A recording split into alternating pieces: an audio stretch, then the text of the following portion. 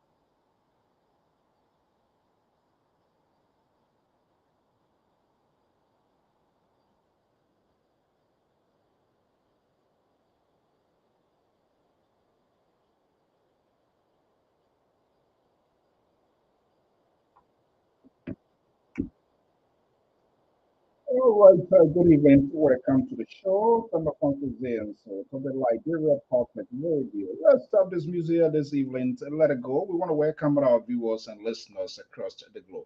Thank you for sharing your evening with us. How many of us willing to let go? He's back in the country. Over what, 40 some more days? Would that change the narrative? What is going on? Liberia Public Radio, team of analysts and contributors will be here. That's the president of the Republic of Liberia. After a long stay, he's back in the country. Well, the talking points changed, but he came with some firing words. Unbelievable. Well, we're going to have that conversation here this evening. I am Alfonso Zayensot of the Liberia Public Radio and Lpr-Tv. Hopefully, our team of analysts and contributors they will join us here in today's edition. Lpr-Tv Live with the panelists.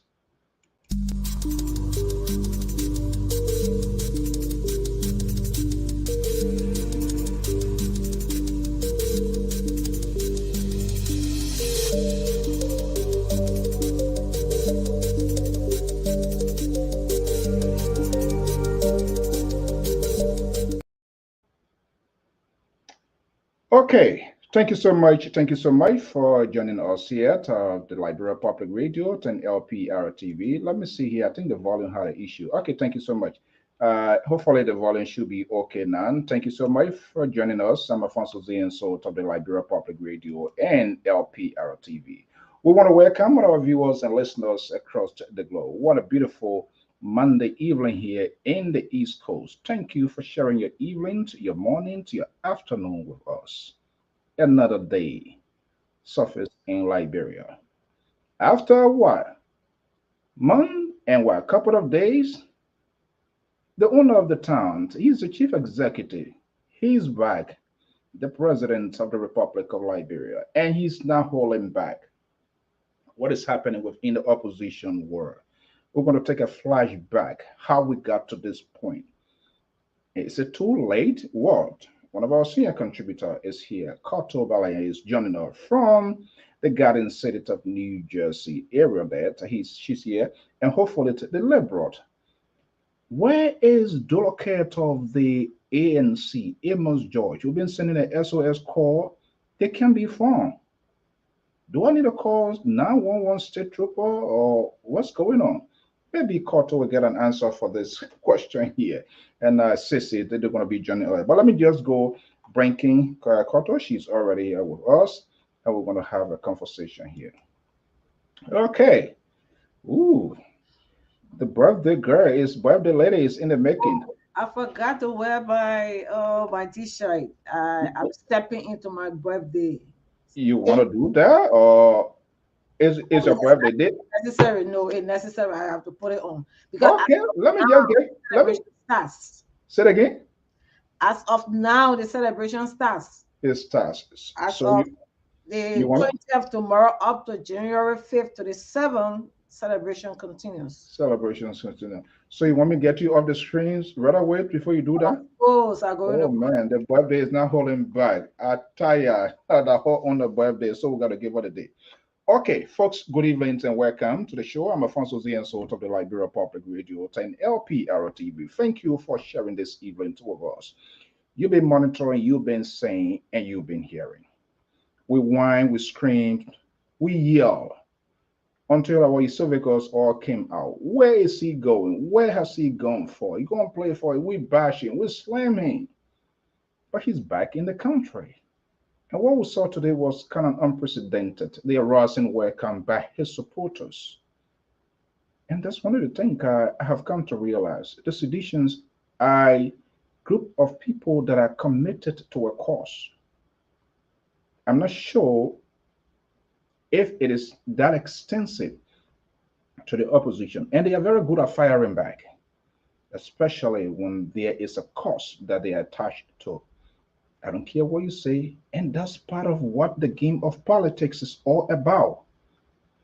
Your ideologies, your political ideology must be protected.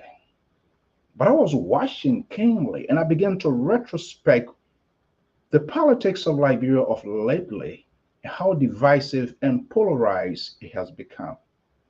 And so some of us sit keenly and listen to the words being deployed by politicians, how it's being used, the context in which those words are used. And most of their supporters, their surrogates, suddenly forget where they came from and to see, and it has become a sudden surprise as to how things are being played out. But we always like to retrospect. And history, the war today is all a history about the future and the past. Those tools are correlated, they must go in simultaneously, and that can give us a sense of what happens. They save the state, bring our $1 billion back, money went missing, this, that. But how strong were the opposition to solidify their political strength? How this train got derailed? How these people got on the plane with an unknown or vessel with an unknown technicians, considering emergency can occur at any time? Why will you get on the plane and you don't even have hostesses and people there to give passengers water and they just start by sitting there that who are being here? The politics in Liberia is getting to be very interesting and the time is running out. Let me bring King Koto Jala here and we will play some of the soundbite. Perhaps this is the reason why we are here. Ooh, Birthday, man. I will start walking by line from here. Queen, a queen was born The in queen was. January. Ooh, let me flash here. Let me flash there here. So let me see her. Oh, a queen was born. Oh my goodness. On January 5th. Oh man. That queen hyena is old. Oh, yes. Queen was born on January 5th. Wow. Man, it looked like I think that celebration we have to I think I thought I would play thing, but the way I'm looking at it, No, I, no, no, no play anything. I And when think it we're comes gonna to be my birthday, we'll start taking roadmap to Garden City. I told you start walking now. Yeah, yeah, yeah. I gotta start working because You want to, I don't want to pay toll because I don't want to pay toll. you can take all the shortcuts. During the Yeah. war, 1990, all the shortcuts you used to Okay. take. Okay. Good evening. How was your weekend first? How was the weekend? How did the weekend go? My weekend was beautiful. I had a nice time. Okay. I had a rested Period. weekend. Yeah, it was good. Okay. Yeah, yeah. I know sometimes we gotta do it good. All right. Well, we it was a kind of wet in the East Coast, but and I saw so hopefully we didn't nobody melt and stuff like that. Okay. Today is Monday or what? Today is Monday. Oh, okay. Well, I tired remembering the days and think of the week now.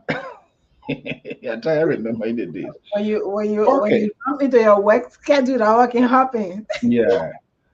It Look. happens. Um. I scream.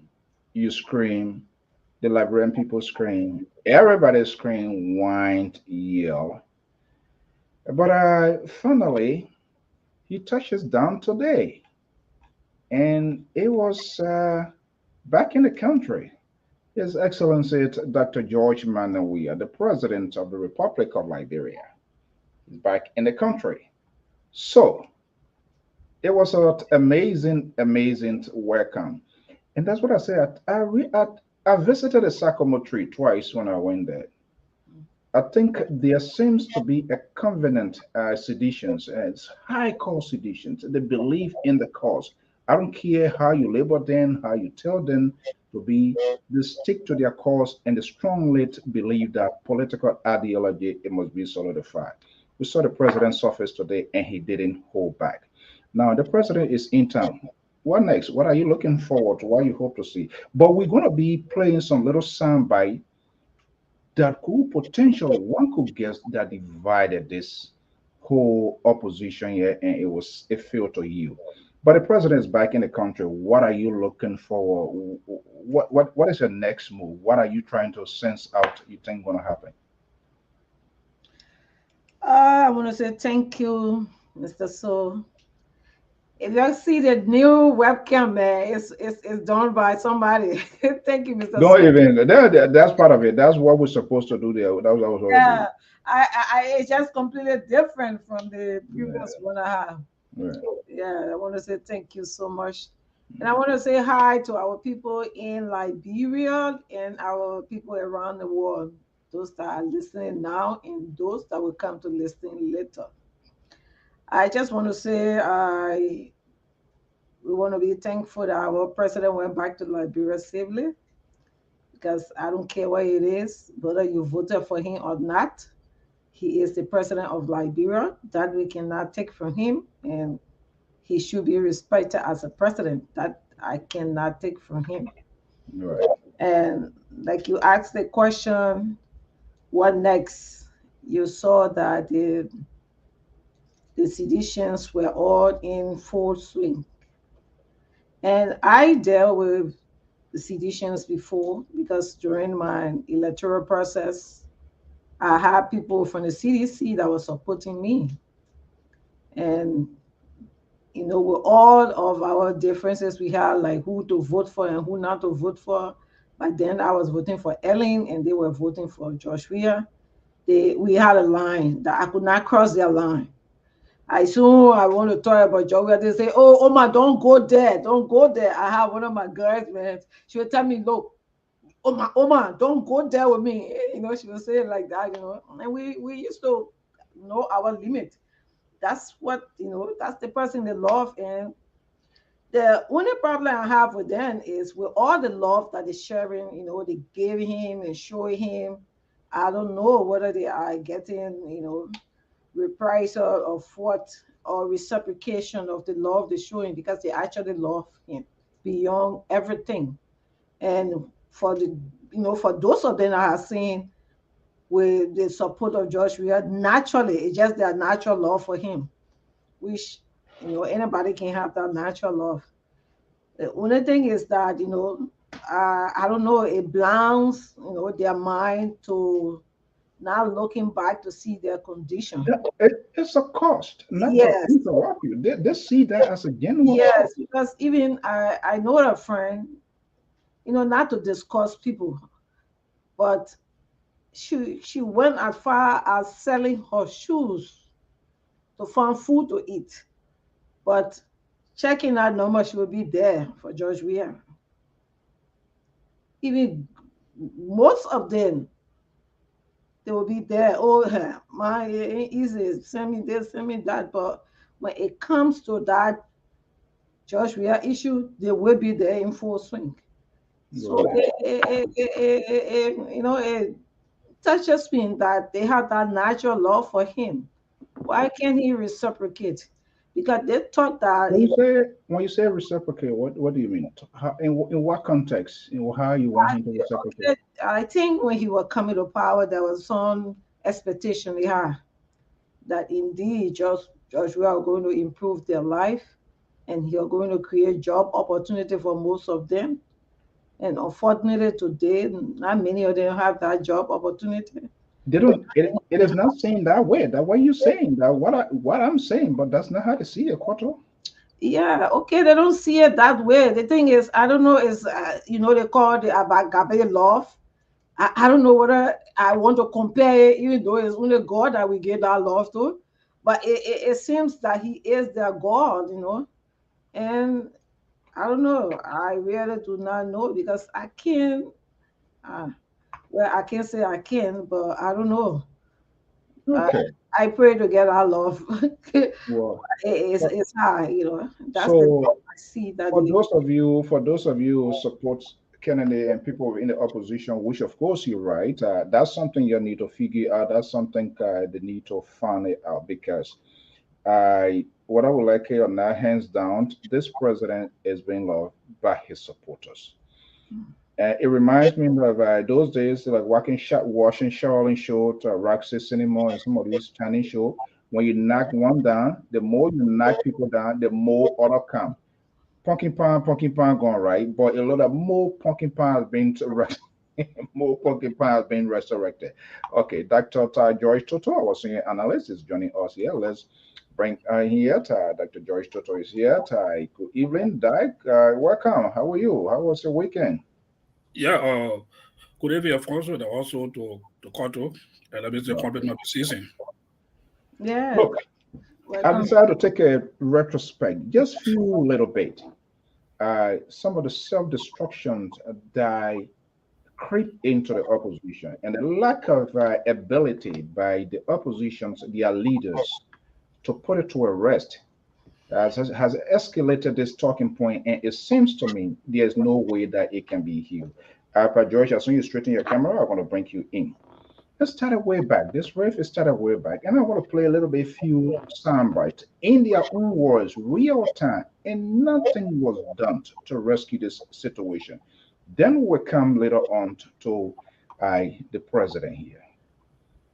Well, this is when it started getting dicey and it started getting ugly and ugly. Viewers' descriptions, listeners, you are advised. There are some extreme words going to be used in this tape here, but all must be held accountable. Our senior contributor, Sissy Goyer, is also here. This house seems to be a crowded house here this evening, as usual. Thank you, gentlemen. Thank you for your services.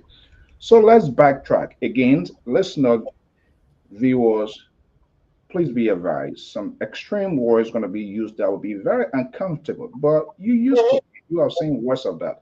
Let's listen here a little bit.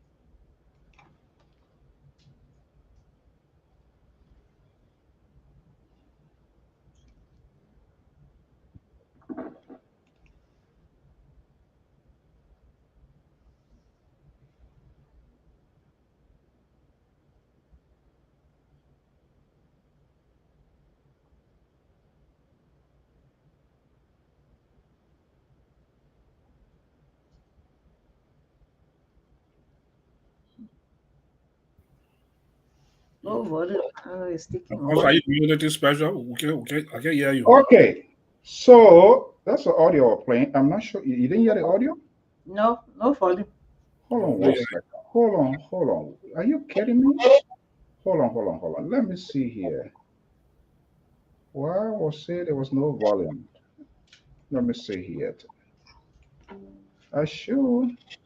Are you saying there was no volume here, folks? Oh, somebody said there's no sound. Let me see here. Let me see. okay, no, there's no problem, no sound. Okay, yeah. Okay. But are you hearing it now? No. No, we can hear you. It's weird. Hold on one second. Why is it? Okay. You didn't get a sound at all, folks? No. Yeah. Okay. I see Tanya said no sound. Okay. I will try it. But basically, I will get back to you. Hopefully, I'm not sure why, and I see my speaker. Everything here pretty well is on. So why is it not playing? But anyway, that was year plus ago when Mr. Costa said the water has been crossing. They were all part of the opposition. Things fell apart, and whatever happens, nobody pay attention to it, and we got to this point. Would this other one too would not have a sound? Let me see. I don't know why. Hold on one second. Let me see here. Something not right. Something not right. Don't tell me the Russian in my stereo. Let me try this here and see whether you're gonna get sound.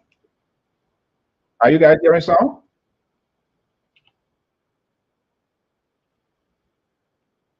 You're not hearing sound?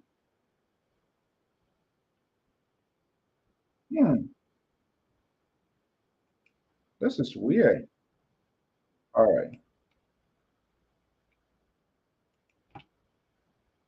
So no sound. Are you saying no sound? No sound. Okay, yeah, we can hear you. Yeah, What are that's you? what I was gonna Make say. a sign to the player. Oh, that's just. And my microphone is not muted, so why is that? But am I audible though? Yeah, okay. You are audible. All right. Okay, that's what happens sometimes if you're not in main studio, then plenty of things go on right. Okay, but I was speaking to the point, and I wanted for people to hear it for themselves, which of course they are saying, but they are heard before.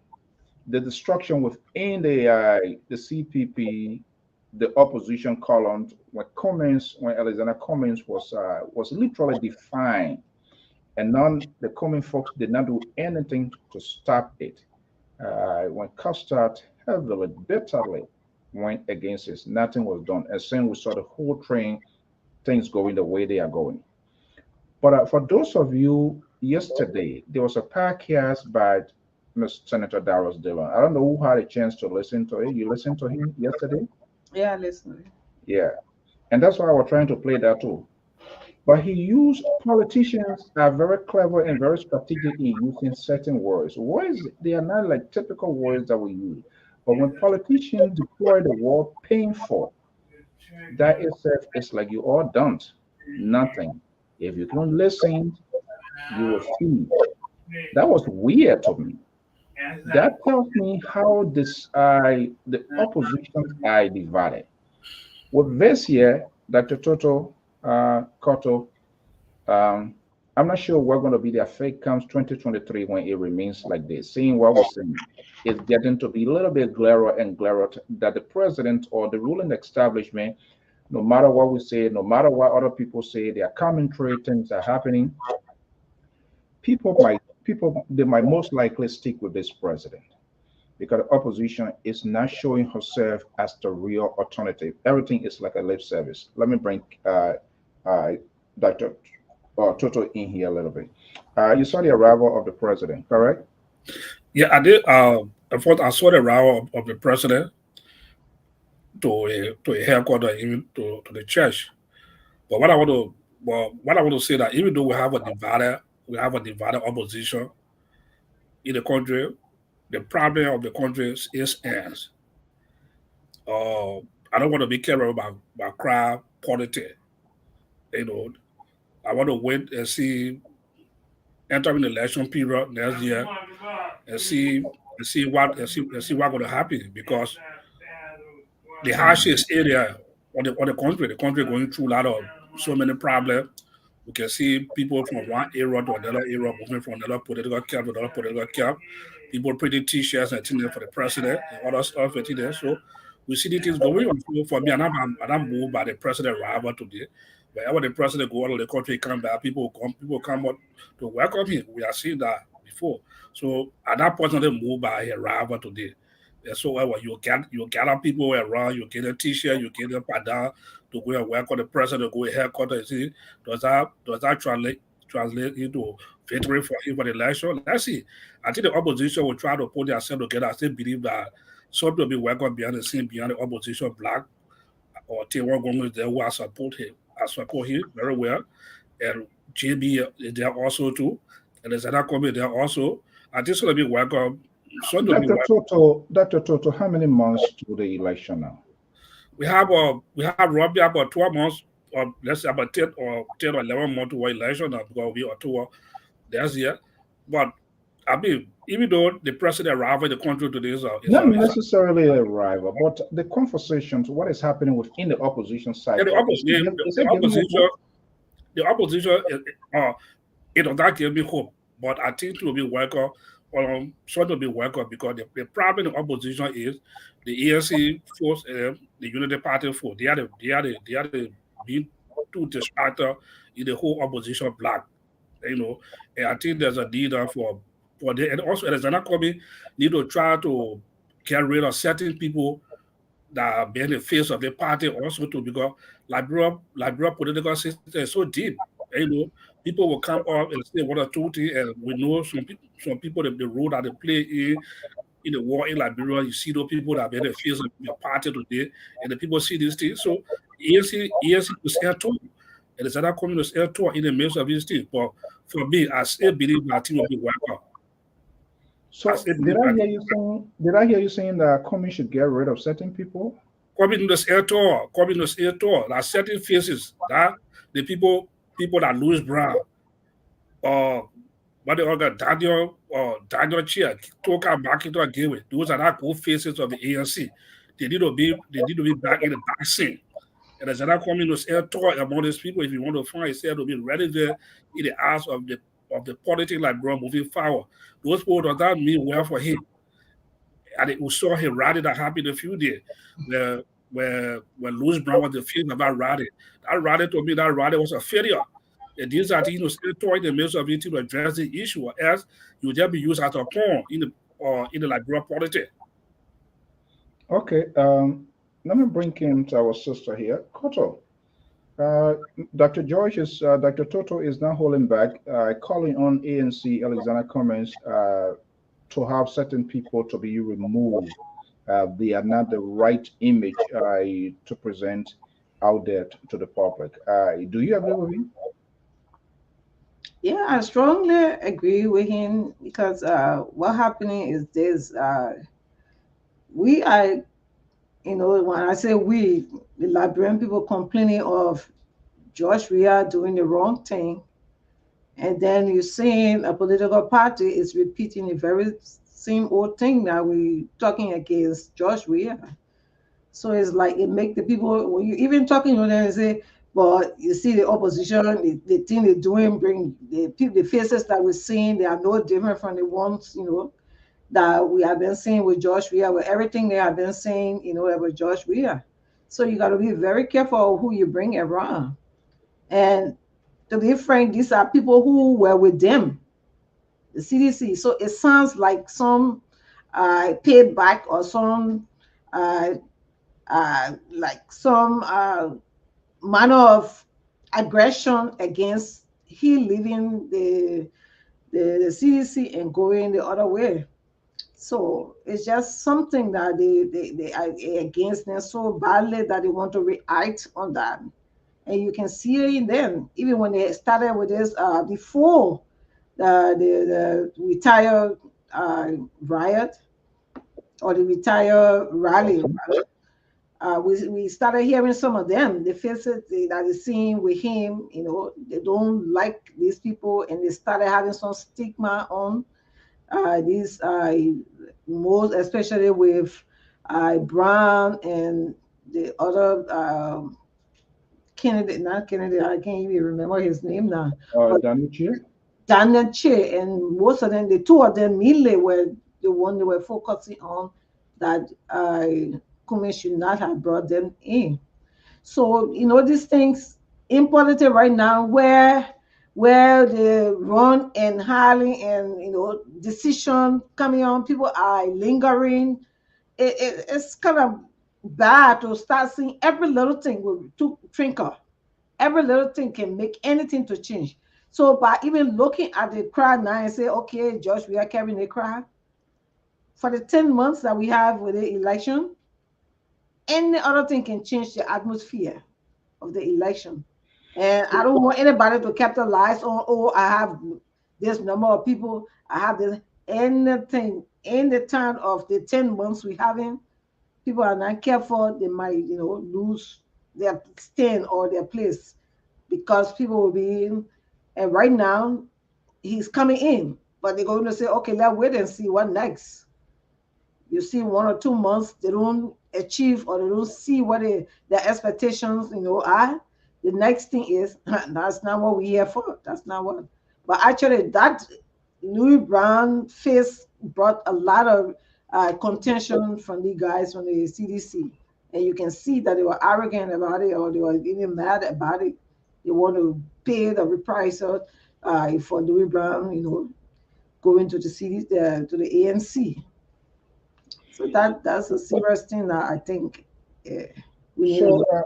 okay, yeah, of course, politics is such a slippery slope as well. But if we almost about to get in what 2023, January, February, Dr. Toto, with your involvement, community, politics on a large scale, what could be an ideal time that if the dust doesn't settle, that you will come to a conclusion, you know what, it is all done. At what time? Do you have a special time frame?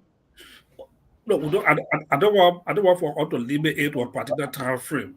Now, or what Cotton was saying, we have a couple of months, we have a couple of months, but they raise here, and things are moving on gradually, you know, and as a belief, that's what to be welcome behind the scene for the opposition community to come together to give the president on TKO or knock out.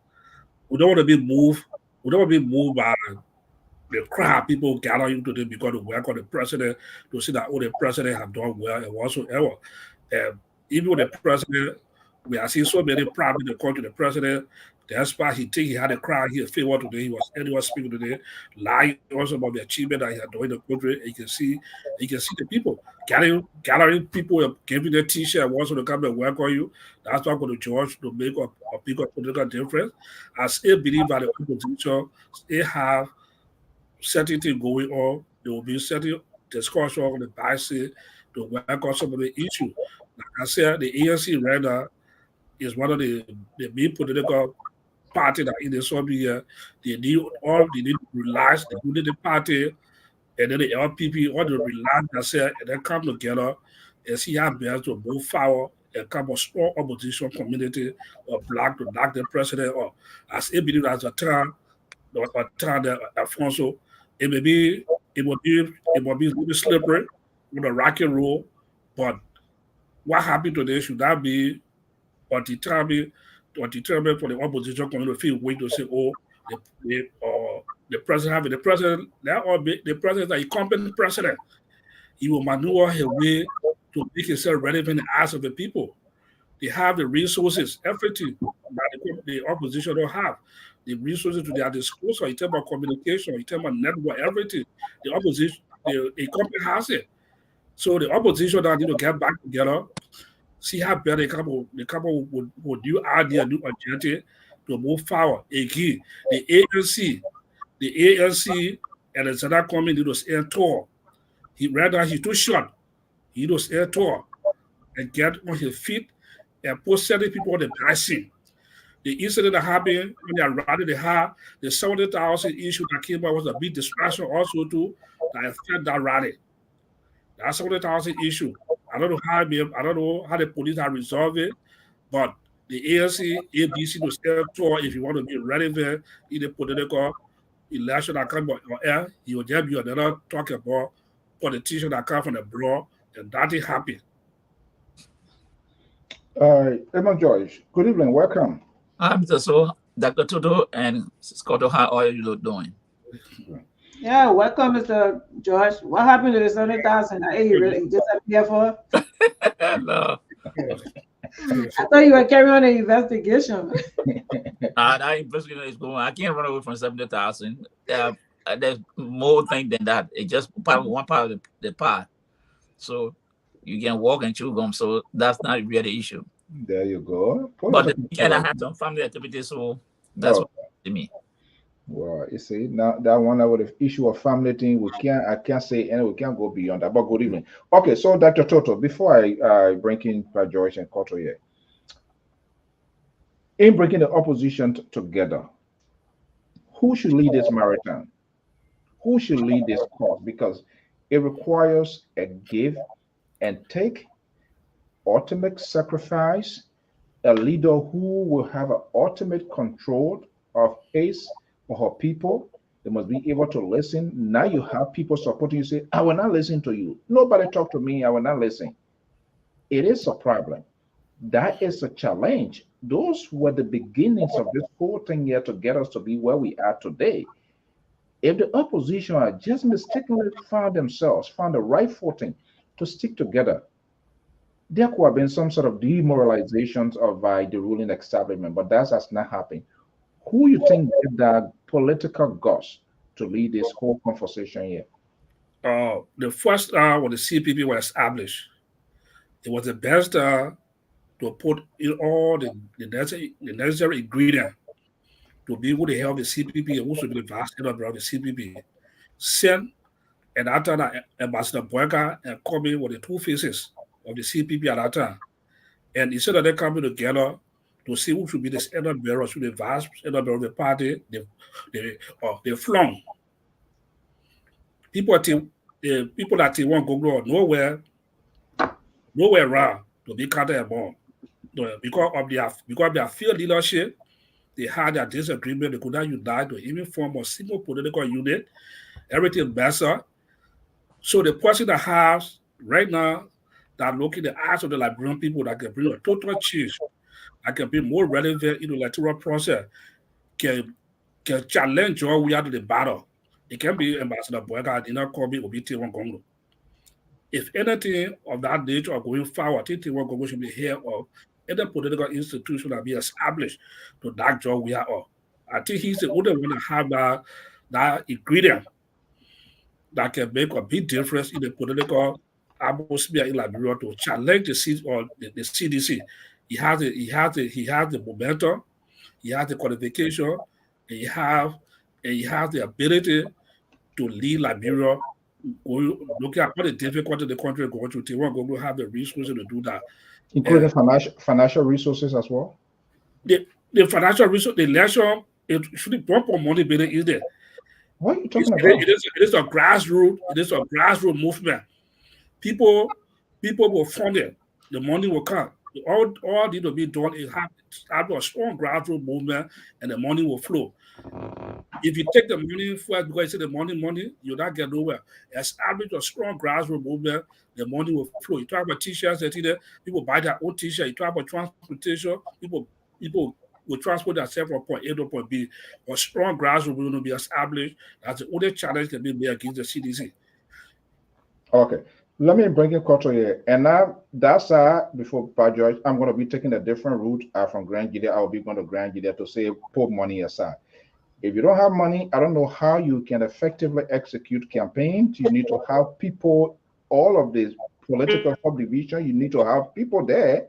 But to say it's not like here, even in the America here, you see when they're having campaign here, some of us have made donations. Of course, money they spend, but we're not talking about millions of dollars that people come in and breaking millions because people feel that they are millionaires. They have the money, they have the resources, they can spend the money to make themselves relevant in the political eyes. That's what I'm talking about. It's not necessary to be. You don't have to be rated by the CPR to be a millionaire or whatsoever. That's what I'm talking about. Okay. So, Akoto, let Mr. Joyce settle down. I did hear Dr. Toto saying Councilor Tiawongonglo is the only guy, is the only person. I mean, you're hearing Joseph Boyka, he has the experience. He has served as number two. So the questions are becoming number two again. It's kind of a little bit difficult with nothing is guaranteed in that. Let me bring in sister here. You're hearing Mr. Cummings on the other side. His goal set is to be the president.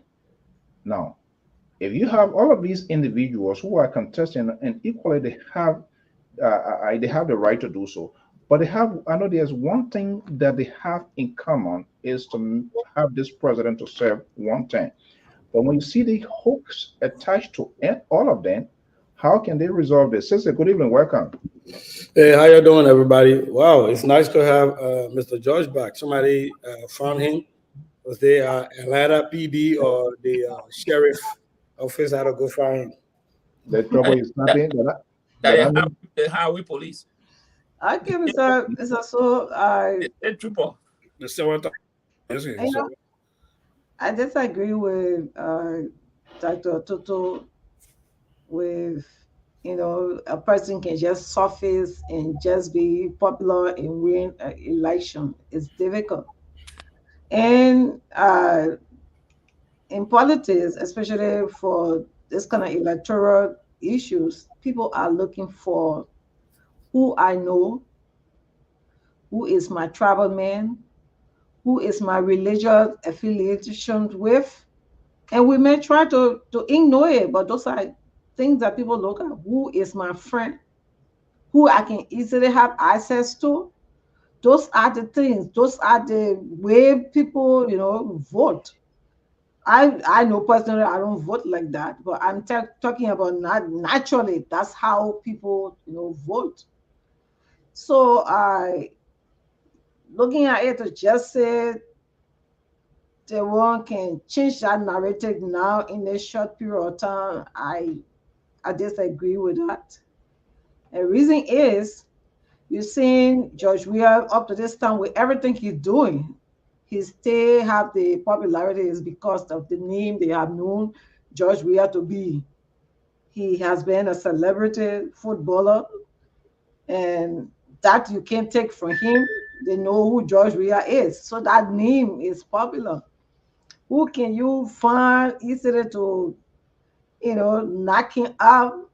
It's not an easy thing. You have to look for somebody that is competitive with him, if not 50-50, but at least to some level. And that's why I'm not seeing what they want.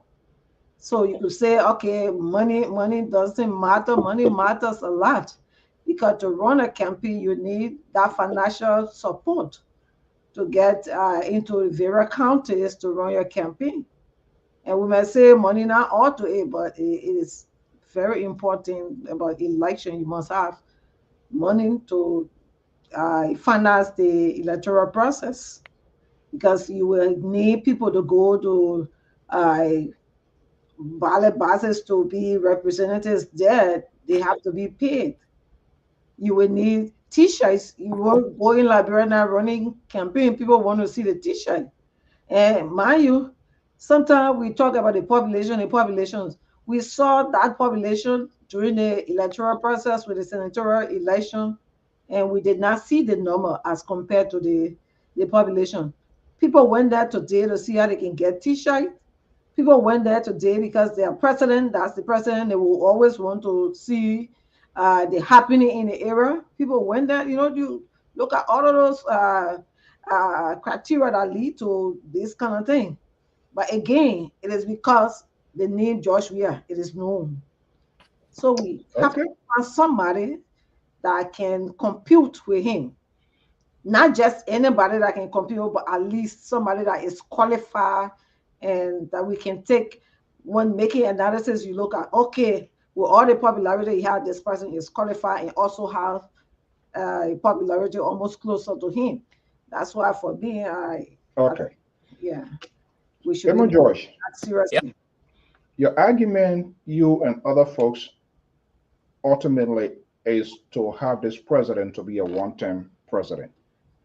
But the question that we yet to answer, how and who could possibly lead that, uh, who could possibly take on that? How can the opposition make this president a one-term president, seeing what is unfolding right now, the device that within the opposition itself? How can he be a one-term president? We have to bear in mind, George Bush is the incumbent, is a sitting president, and to dislodge it is not something just you can take for granted. He has the resources, he has the need recognition, but I think people can take on him on policy, not the celebrity side, on policy, what is affecting the country. That is what any opposition need to start doing to define George Weah. You can't compete with on the popularity side, because by say you're a celebrity, then president, and he's been president for almost 5 years ago now. Before that, he all what the country he's knowing. So what you need to do is the policy issue that you take on this man on. Coming to the opposition, yes, the opposition are divided, but it's not yet late. Some of us still saying, if our person always say, if you think you are so much concerned about people's well-being, then we have to put some personal ego aside, because that is the only way the opposition will be able to dislodge George Weah. So that is something that I always preaching, that the opposition must try to make some sacrifice, because it's simple. George Weah is incoming. You got 2 or 3 opposition. If they split that vote, George Weah will be beneficiary of the vote. He will benefit from it. If they all going to go, Alexander Comey, Joseph Walker, George Weah will definitely benefit. So it's now an easy thing for someone there to say, oh, we'll just move the man. No. And that is what I'm looking at. The opposition, some kind of way they have to consider that, because George Weah, that's the government, they have the resources. He has a need recognition. So if anything, we should go on policy issue with him. Yes. What he said today, come on. Is that a man that want to lead a country that people can really think on? Well, I don't know. It's I mean, you doing some kind of way. I don't know whether it's a strategy. Before I go to Sisi, somebody must have the courage. Somebody must be willing to make that political sacrifice. Who can do that? Look, the most senior person in the room in the country today is Honorable Boakai, the former Vice President Boakai. If Boakai can put himself in a position. What is the position? As a statement, call Alexander Cummings, maybe call Tiawa Gonglo, and so look, this is the issue we have here. We all want the same thing, but we want to take different routes to get there. How can we form a formidable team to dislodge this government? And let him do that and see the response from the other opposition leader. Even though they went down the road before, but this thing went down spiral because a supporter from extreme came and say, hey, you can do it. George. So that is the problem. George, before I go to Sisi, let me put it back again. I want clarity for the audience. If you were in the position of Ambassador Joseph Boakai, in your words, elders, the statement, what would you do? You call Tiawan, you call Ellis Comey, and all of the players, all the other people. What will you do? Oh, put forward the agenda. Look, this is where we are. You won't be president, I won't be president. But if we all go down the path separately, it would just be difficult for us to move this man. So I want to hear from you. This is what I have. And see what the other people bring to the table. But here is the thing. When you call for a meeting, and that's what I had a problem, Sister, I'm going to be bringing you here. You remember when the opposition, not the opposition, the president, there was a meeting, called meeting, Senator Dillon and other people. When you call a meeting, you are facilitating that meeting. You have to unveil your agenda. There must be a reason. I can call Sissy, come to my hall without Sissy knowing where he coming for. It could either be birthday party, it could either be some kind of event, and he has to agree to come. So he boycott calling the meeting. There must be a reason why he extending an invitation. Oh yeah, maybe I will say, look, you are invited to come and discuss on the leadership of this country, where we want to take this country. Who? Okay. The one like Sissy business. Sissy going to take the bull by the horn here. Sissy. Yes, sir. Let me bring you in here. People say time, say that they will talk. But when you talk to the supporters of those people, nobody willing to stand down. All right. Dr. Toto said his guy, your guy, he is the only person, and nobody wants to be number two. Anybody who gets into a race, their ultimate goal is to take the lead, to go and do, and take the lead. So the question now becomes the one judge we are to be number one. I mean, to be a one-time president, the president. But somebody must be able to make that ultimate political sacrifice if he or she have that conviction that yes, this can be done. Nobody's willing to take the bull by the horn. What should the opposition be doing now? We're just talking, they're just talking. Or the president go out of the country 1 month, 2, 3 months. Hey, it's just still insufficient to argument their case to the electorate for which they want to be president. That is still insufficient. So I first thing, I will be very disappointed if Christmas comes without my president releasing a Christmas carol. Oh Lord. The man will go in studio, so let's not do that one. The pastor got to go in studio. But I'm saying that to say to make a larger point. The president has access to the bully pulpit. Anywhere the president decides to speak, he gets more media. That is by virtue of him being the president. And that is one thing the opposition is missing out on. They don't understand. If my guy right now wants to have a speaking engagement with the press, he has to take time, get a whole group to try to coordinate, press people to come. All George we are going to do is take the mic. He does have the bully pulpit. And so when people start to trivialize things, it's like you call on this show and you decide to come at one of the panelists on here. You're forgetting that you will drop the call. And the panelist is here for a long time to just deal with you. So when the opposition decides to go against the president, they have to understand that the president has the bully pulpit.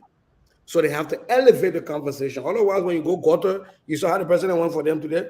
He will get with you. He will get to you. And so on the issue of opposition coming together, let's be frank with the Lebron book. This boat has sailed a long time ago. And on the issue of Joseph Boakai calling people together, I'm sorry to say this, but my uncle has outsourced his leadership ability to his handlers. And I'm talking about the likes of Henry Costa that destroyed the CPP without the vice president saying anything. Even within the very Unity Party, USA, Canada, when the vice president came out, there was a coup in his own Unity Party, Canada. The vice president overthrew the president. The VP king could not settle that. There were two different events for women groups that were held. One of them said was illegal, other person was not illegal. The VP went there, could not even settle situation in-house in Unity Party cities, Unity Party, USA and Canada. So the vice president, with all due respect, has outsourced his leadership ability. Maybe he needs to remove himself from the cocoon people have put him in and try to step outside to breathe the fresh air and be able to go back to thinking, how do you bring this thing back together? But that is just unfair, and I think it is fool's goal to think that this thing can come back together. After all of the toxicity that has been put into this marriage that failed, that marriage is not coming back together. It is absolutely not coming back. Let's be fair to the brain people. The only thing for me that I could say is that this thing is salvageable only if opposition political parties can agree, they can decide that you would disagree with one another because we all don't have the same political ideology. Otherwise, you have one opposition party. You got many opposition parties because there's a difference. But we will agree to discuss the issue. I can disagree with the United Party people. I can disagree with the ALP people on policy without insulting their partisans or insulting their political leader. Because at the end of the day, what ought to happen is that George Weah is going to end up going to round two. Whichever political group is sort of pool that'll go to round two ought to be able to ensure that you can grab other people around to come and vote for your candidate. But as it is right now with the toxicity, especially between the Unity Party and the ANC, there is nobody, unless you want to lie to yourself, that can tell me that when if Unity Party ends up going to round two with George Weah, that Henry Costa able to call Mariah Yakula and say, "You can let go for Omer Bwaka," or that the other way around when the ANC goes, that Mariah Yakula is able to call Henry Costa, and Henry Costa able to come and say, "Yeah, it will not happen." Let's be fair about it. Let's be frank about it. It will not happen, and that's why I said the other day. There's no one person in this entire political arena right now in the opposition bloc that can make this happen that does not have that bad C. And that's still going. That is still wrong. And I understand, when we talk about, money. Let me tell you something. One thing that the CDC is happy for, and if you look at recent history, just the just ended rally of the CPP, there were a lot of people in the CPP that were leading the rally. Louis Brown was not leading the rally. When they named the list of the people leading the rally, Louis Brown was not there. But what the CDC managed to do successfully, and with the help of other opposition parties, including the Unity Party, was to take Louis Brown and make him the lightning rod. Because Louis Brown has served. If you listen to the president today, the president said the people then they got today, they talking say they tired suffering when they were here serving government. And for this length of time, Joseph Boakai will not be able to say anything about the economy when he handled the economy along with Ellen Johnson Sirleaf for 12 years. He can. And the CDC will be looking forward to that discussion. That discussion would not be academic. It will be personal because there is nowhere the vice president has stood anywhere that anybody can point out to me to tell me where he differs, where his Unity Party that he leads differs from the Unity Party of Ellen Johnson Sirleaf. He can't tell you nowhere. He's not made any policy statement anywhere to tell us that. And so how will he run for the 12 years? You hear the citizens say, "Oh, the people they sign bogus concession deals." They forget that George Weah was a senator at the time, but they said the vice president presided over there, and the vice president has not come out in one policy statement to say where he said they squander resources. He didn't tell us where his differences are, how he would have done things differently. He comes up with an idea, I know they call it arrest, right? And it's so limited. You have been in public service for over 40 years, and you are coming to address the issue of the Liberian people. It's 5 pillars? 5? Doesn't even include rule of law.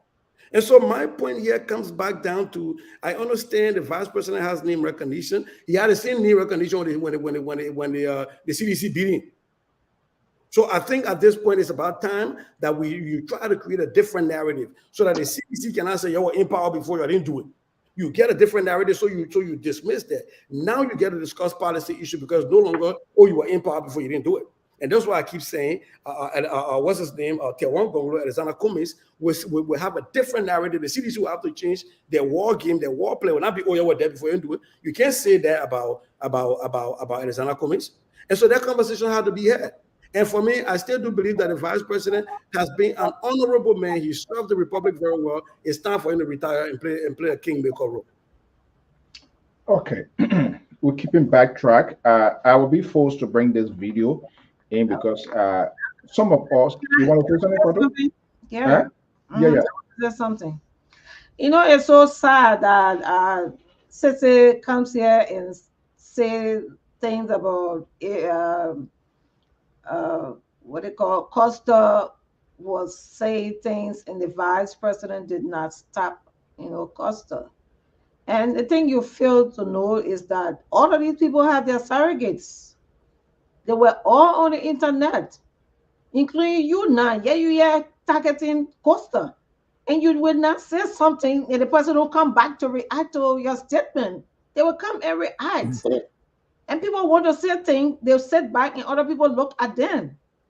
You can't come and say something about the person, Kennedy, and they sit back and watch you. They're coming back with reinforcement. And that's the problem.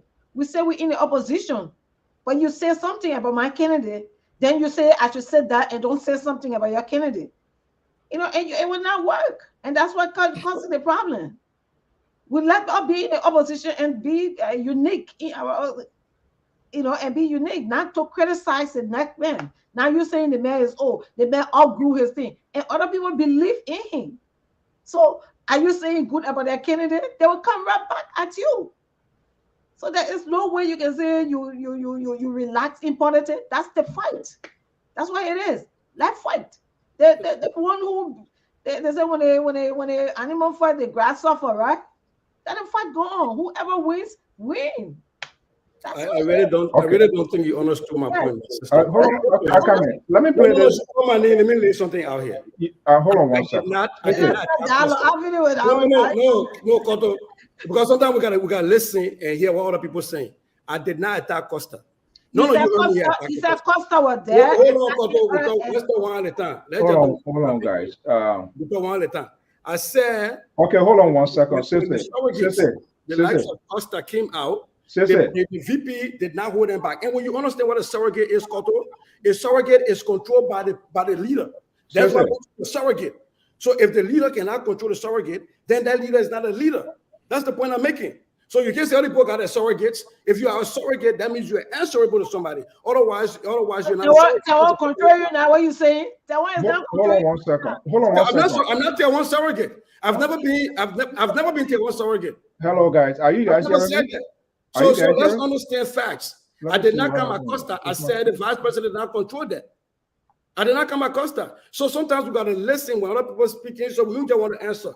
I have said that I did not call Joseph Boakai old. I didn't say that.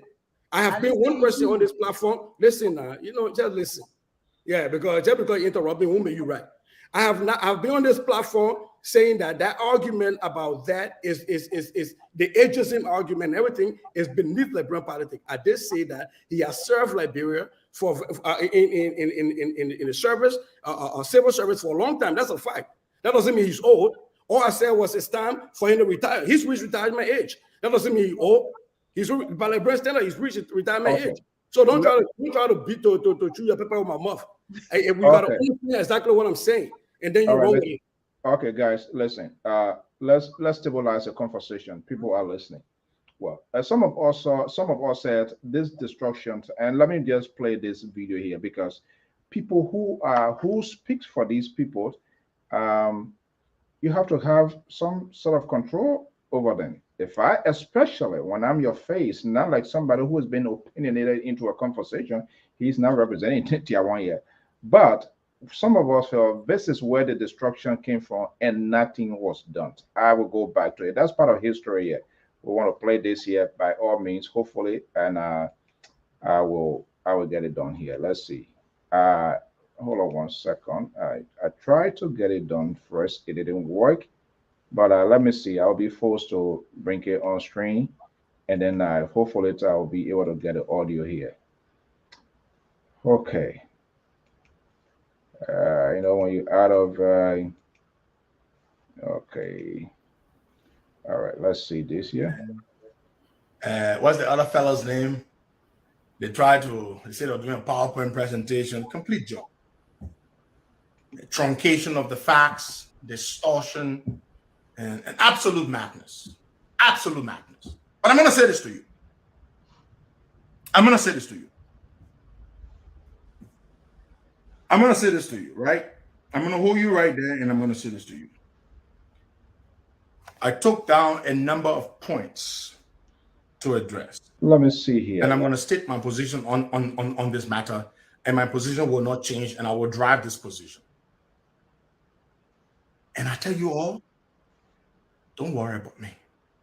Don't come advising me because I will not listen to you. To all of you, my good friends, on this particular issue, I will not listen to you. Because this is why the country is the way it is. Somebody does wrong, and we want to say, let's just forget it. Let's just move forward. Can we just make peace?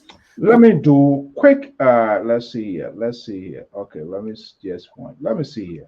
Ostracize them, but do not be equally yoked with them because they do not believe in God.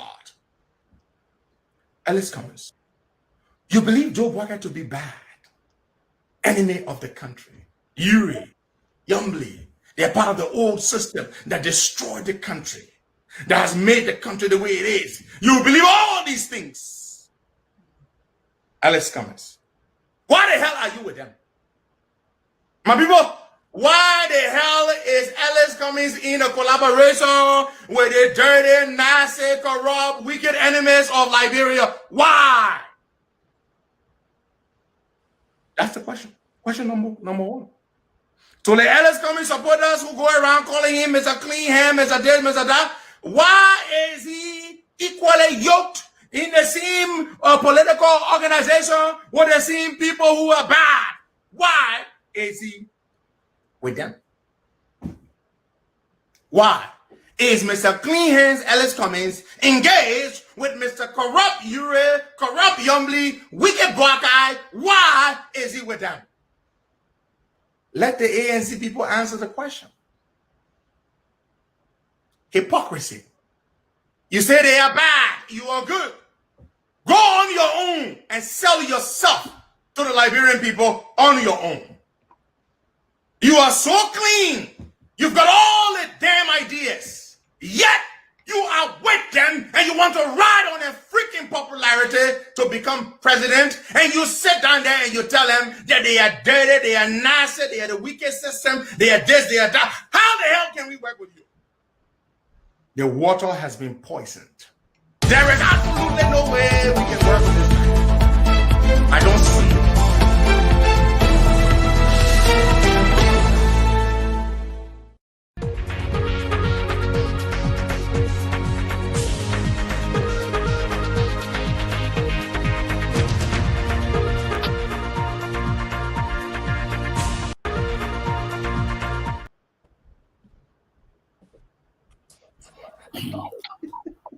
So, maybe the supposed to better see the water to drink it. who is supporting ANC here? Is I support the ANC. You right? Yeah. This is what we're told. Why? We will not work. The water is being poisoned. This is where the self-destruction, whether people like it or not. And Ambassador Joseph Boyka, a former sitting vice president of the Republic of Liberia. And the reason I'm going to indict him on this one here, because Mr. Costa was his face when he came to Philadelphia and ushered him in. And two, because we did carry a live view on that and promise not just on the supporters from the opposition, his party, that when he gets back, you're going to do everything possible. Now, you have your opposition point.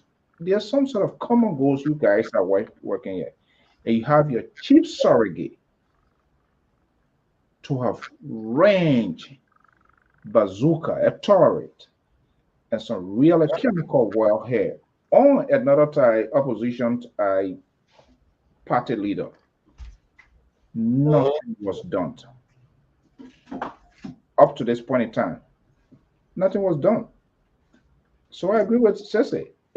When we're talking about these people sitting together, it's a waste of. Do you think Alex Newman can trust him, or they can trust him? I don't think so. Go ahead.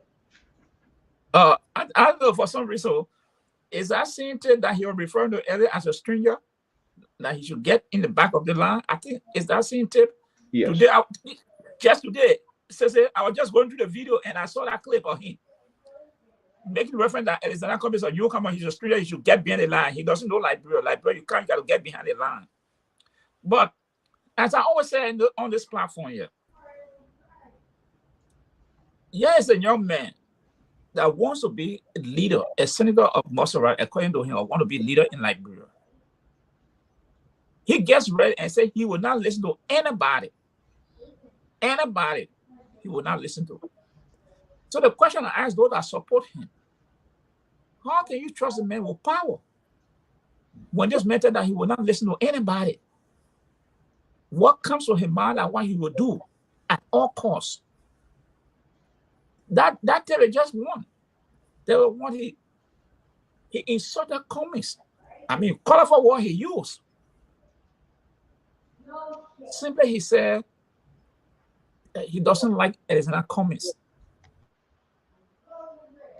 But the supporters of Mr. Costa and the leader of the Liberty Party, Unity Party, never said one word to say, Costa, yes, you support me, but I don't think this is how you should dress any other Liberian. Nobody came out in the public to say it.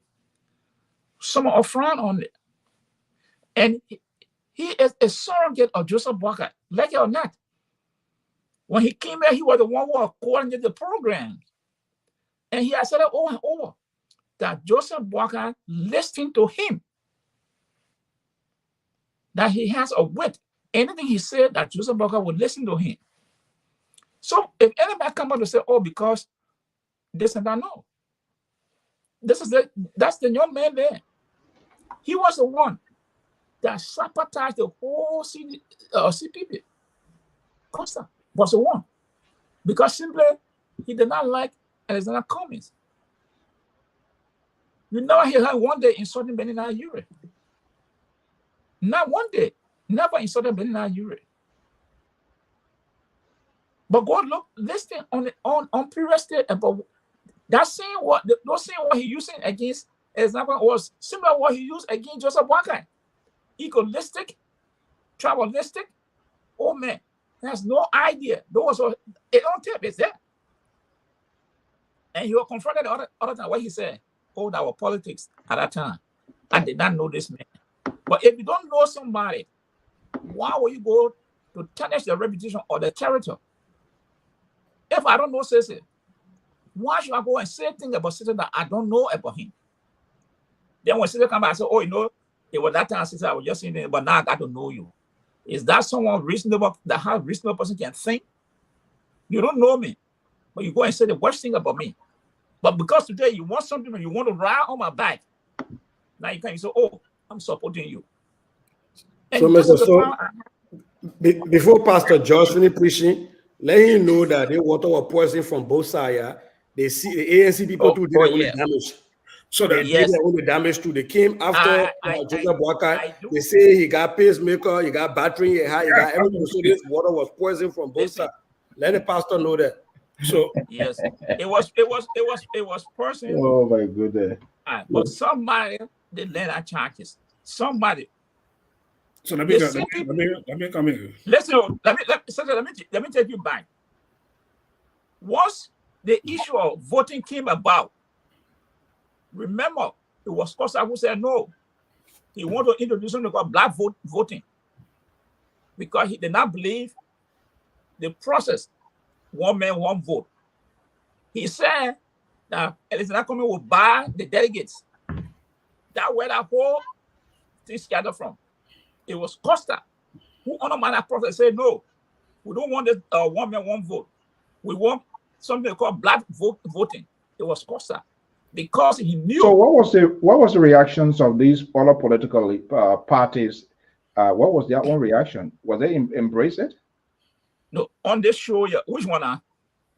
No, you said Costa said that. So what was the reaction of even the Boakai, the ANC? No. Listen, right on your show. Yes, I need too much blame Costa to know. The Costa guy wants to problem, but one thing I don't want our Costa. You brother also say no, but I can say my own. I gotta be fair. You got to share. Guys, let's do it one at a time, please. Yeah. On the platform. On this platform. The central right now that's about getting. When we interview comments on the platform, he said, yes, I will talk to my supporters because they are also being a contributing factor to this issue, but I will talk to my supporters. But what I'm trying to tell you, Mr. Cummings did not reject, Mr. Cummings rejected this black voting. And that was one of the things that irritated Mr. Costa. Mr. Cummings said, no, what we talk about, this is what we talk about, and we follow these principles. What I'm saying, hold on one second. Costa, he's not he's not a leader of any political party. What was Boyka and the other folks who were part of what was their own position? They all were chanting. Here's the thing here. None of them had the guts to stand up to Costa. So Boyka did not speak. Young Litanga, Benny Naire never commented on that. Okay. It was so. Okay, let me hold you there. When we talked to Mr. Combier, he said, no, let us go through the process that we have laid out. And they rejected it. That's how can the whole thing check out. Yeah, well, he to be honest with you, he has his own path. He was expressing what he feels or maybe his convictions or something that is not workable, right? But the ultimate decision here is with the stakeholders. He Boyka, all right, and Youngly, what was their own part? What was their own statement? Did they agree with me? They didn't agree with Costa. They didn't agree because they never rejected it. So then who said, no, we have a process. What I'm saying here, they never say, hey, we have a process in place, so we'll follow the process. They never commented to say anything like that. They left silent on that issue. So if automatically they did agree with Costa, they were in line with him. Can I come in, Mr. So? Yeah, Koto, let me lastly 10 seconds, Joy. Who's to be blamed on that? You have to bring the leader of the Labour Party and United Party. Okay, that's the point I'm getting to because I can come here and say anything, but the ultimate, and that's where the decision making comes into play because look, if you become a president, if you become a chief executive, after all of your advisors and all of that, you will go in your quiet room. You will be the one ultimately because at the end of the day, nobody going to come to me as a policy advisor. They say this decision was made by the president. Yeah, Koto, let me bring you in here. Yeah, we're all they're making a mistake on that Costa came on to make that statement. That statement was led by something that happened at the time. When Mr. Kume came out, when they were talking, only surrogates at the time were talking about voter.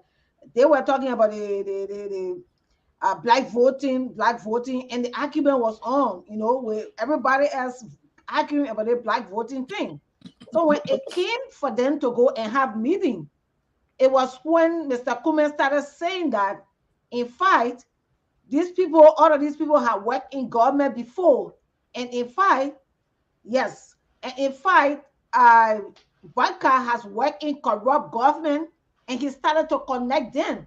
It was you guys making what that whole thing came about. It was when Costa came out and said, if he can be saying that about these people, why is he still in a marriage with them? That was brought the whole thing about Costa coming out to make that statement at the time. Yes, I was following it. It was then that brought this whole issue up. They were arguing. The political leaders were not saying anything about it, but then they decided to. What does that suggest? Such a consequential conversation was going, and they all were just quiet. That was when they called a meeting. When they called a meeting, Kume refused to go to the meeting.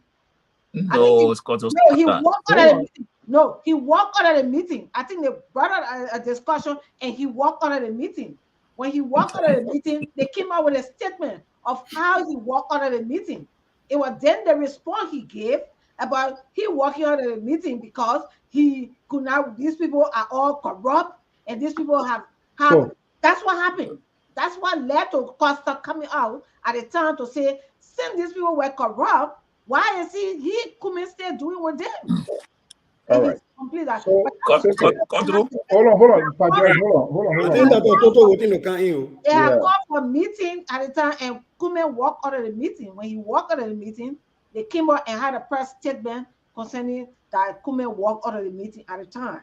Okay. So Kume then responded to that press statement, and then he began to criticize his okay. Now,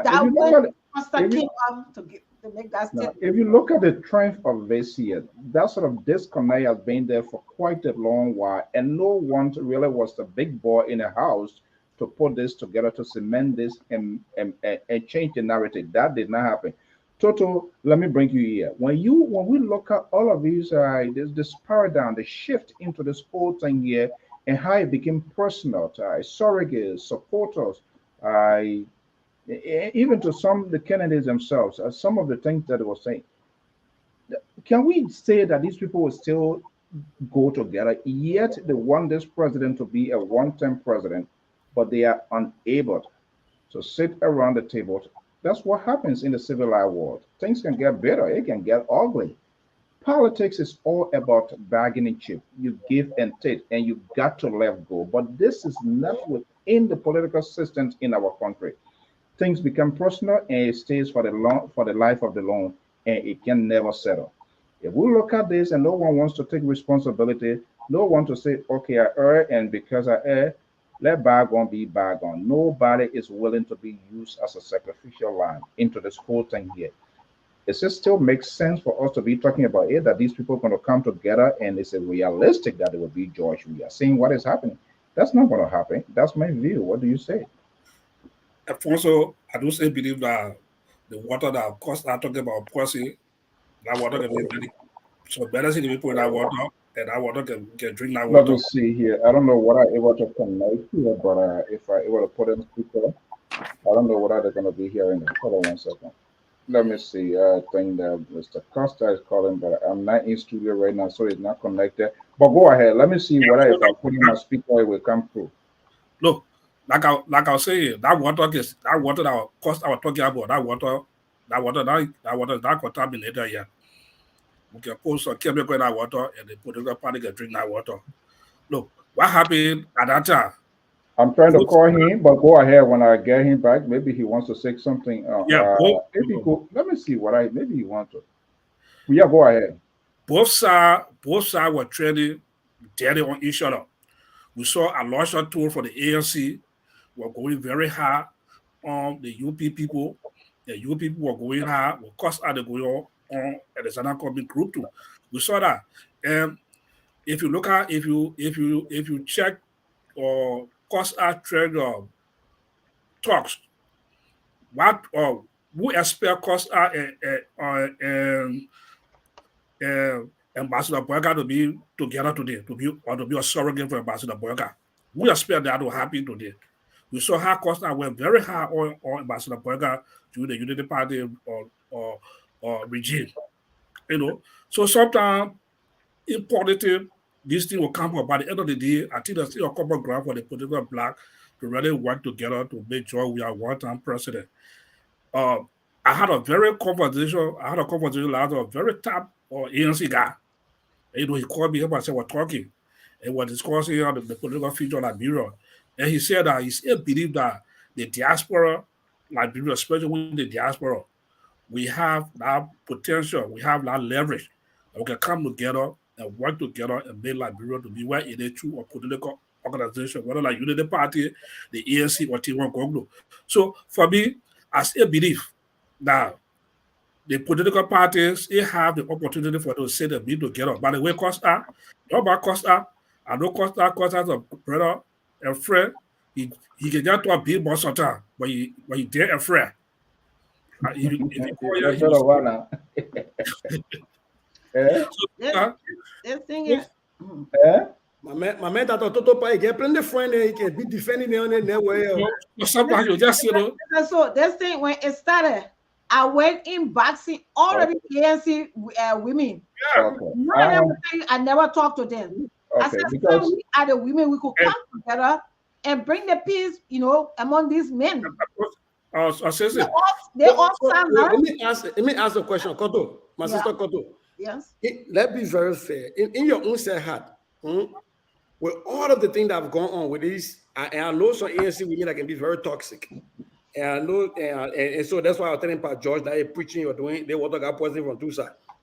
In your own set heart, do you really think that with the current situation, it's really possible for the ANC or CPP, whatever they're calling it, and the Unity Party of Ambassador Boakai to sit down and form a marriage?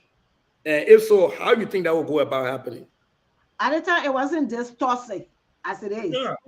I went to Yasini, I went to Francel, and many other women. I went in their inboxes because when these things happening, I don't like to come on Facebook, for us to talk it. we even to the point of calling it off. We plan and also have a meeting. The day we plan to have the meeting, when I looked, something outbreak again. That's how they went back to the ANC chair again. So it was like I was the only one on the other hand, because by then I was asking them, let's support the two candidates. I didn't even have a side.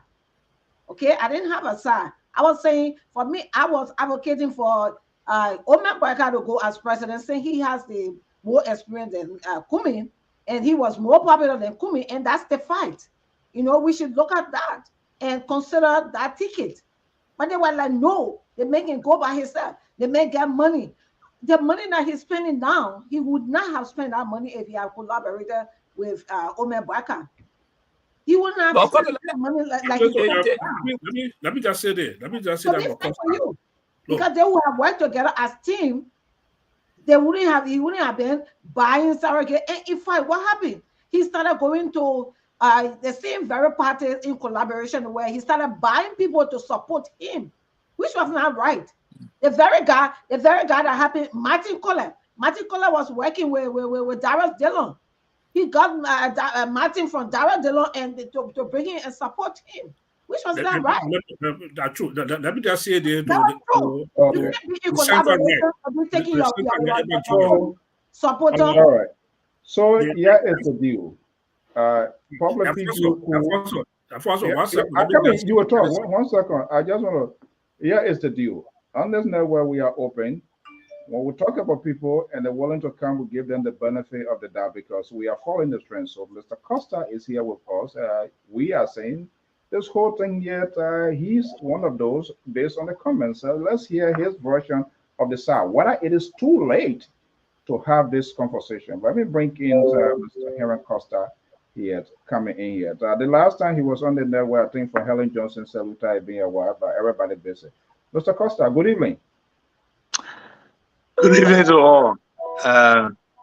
Very, very good to see everyone here. I just stumbled on this on your show, and the conversation is very interesting. I decided if you could afford me an opportunity to just correct some things here. But thank you very much for bringing me on. Thank you so much. Okay, so this conversation started because we did some backtracking how we got here. The opposition, they do have one thing in common, that is to have this president to be a one-term president. But there seems to be a lot of disagreements, still disagreements, some political bloodbath within the opposition, probably from wordings being used, and they were unable to solidify their agree. So if this trend remains the same, how can we say this president will be a one-term president with all of that? So I know you want to correct something here, but let me just add a little bit layer to it. Mr. Costa, do you think it's late, or how can this president be one-term president if everybody goes their way? But you can go ahead first to make whatever point you want to make. Mr. So, thank you for that question. And I can see all of you are equally concerned about that. We are all Liberians first before we are supporters of any of the political parties. We're all concerned about Liberia. All of you on this platform are stakeholders in Liberia. You send a lot of money back home to support families, friends, loved ones. You're not happy about the way things have been run. Not that you hate George Weah. Therefore, I'm receiving phone call for the Christmas. My own protest are coming. I know.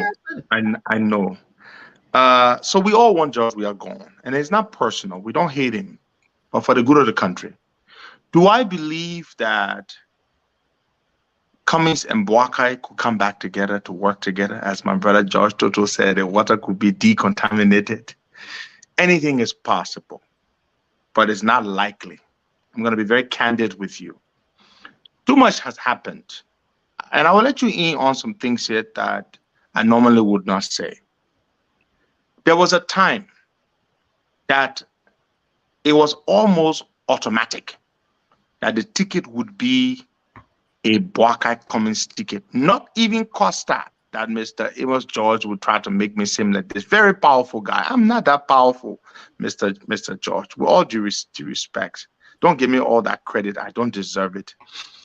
There was a time when it seemed like there was going to be a Boakai Cummings ticket. That ticket would have been a slam dunk.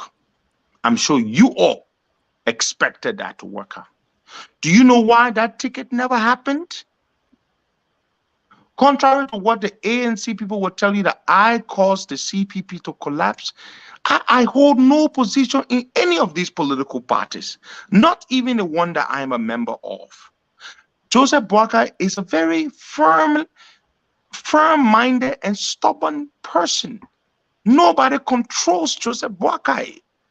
Nobody does that. He's a very wise man, very experienced. Including you, Mr. Christopher. I don't control Mr. Boakai. Nobody does, not even Mrs. Boakai.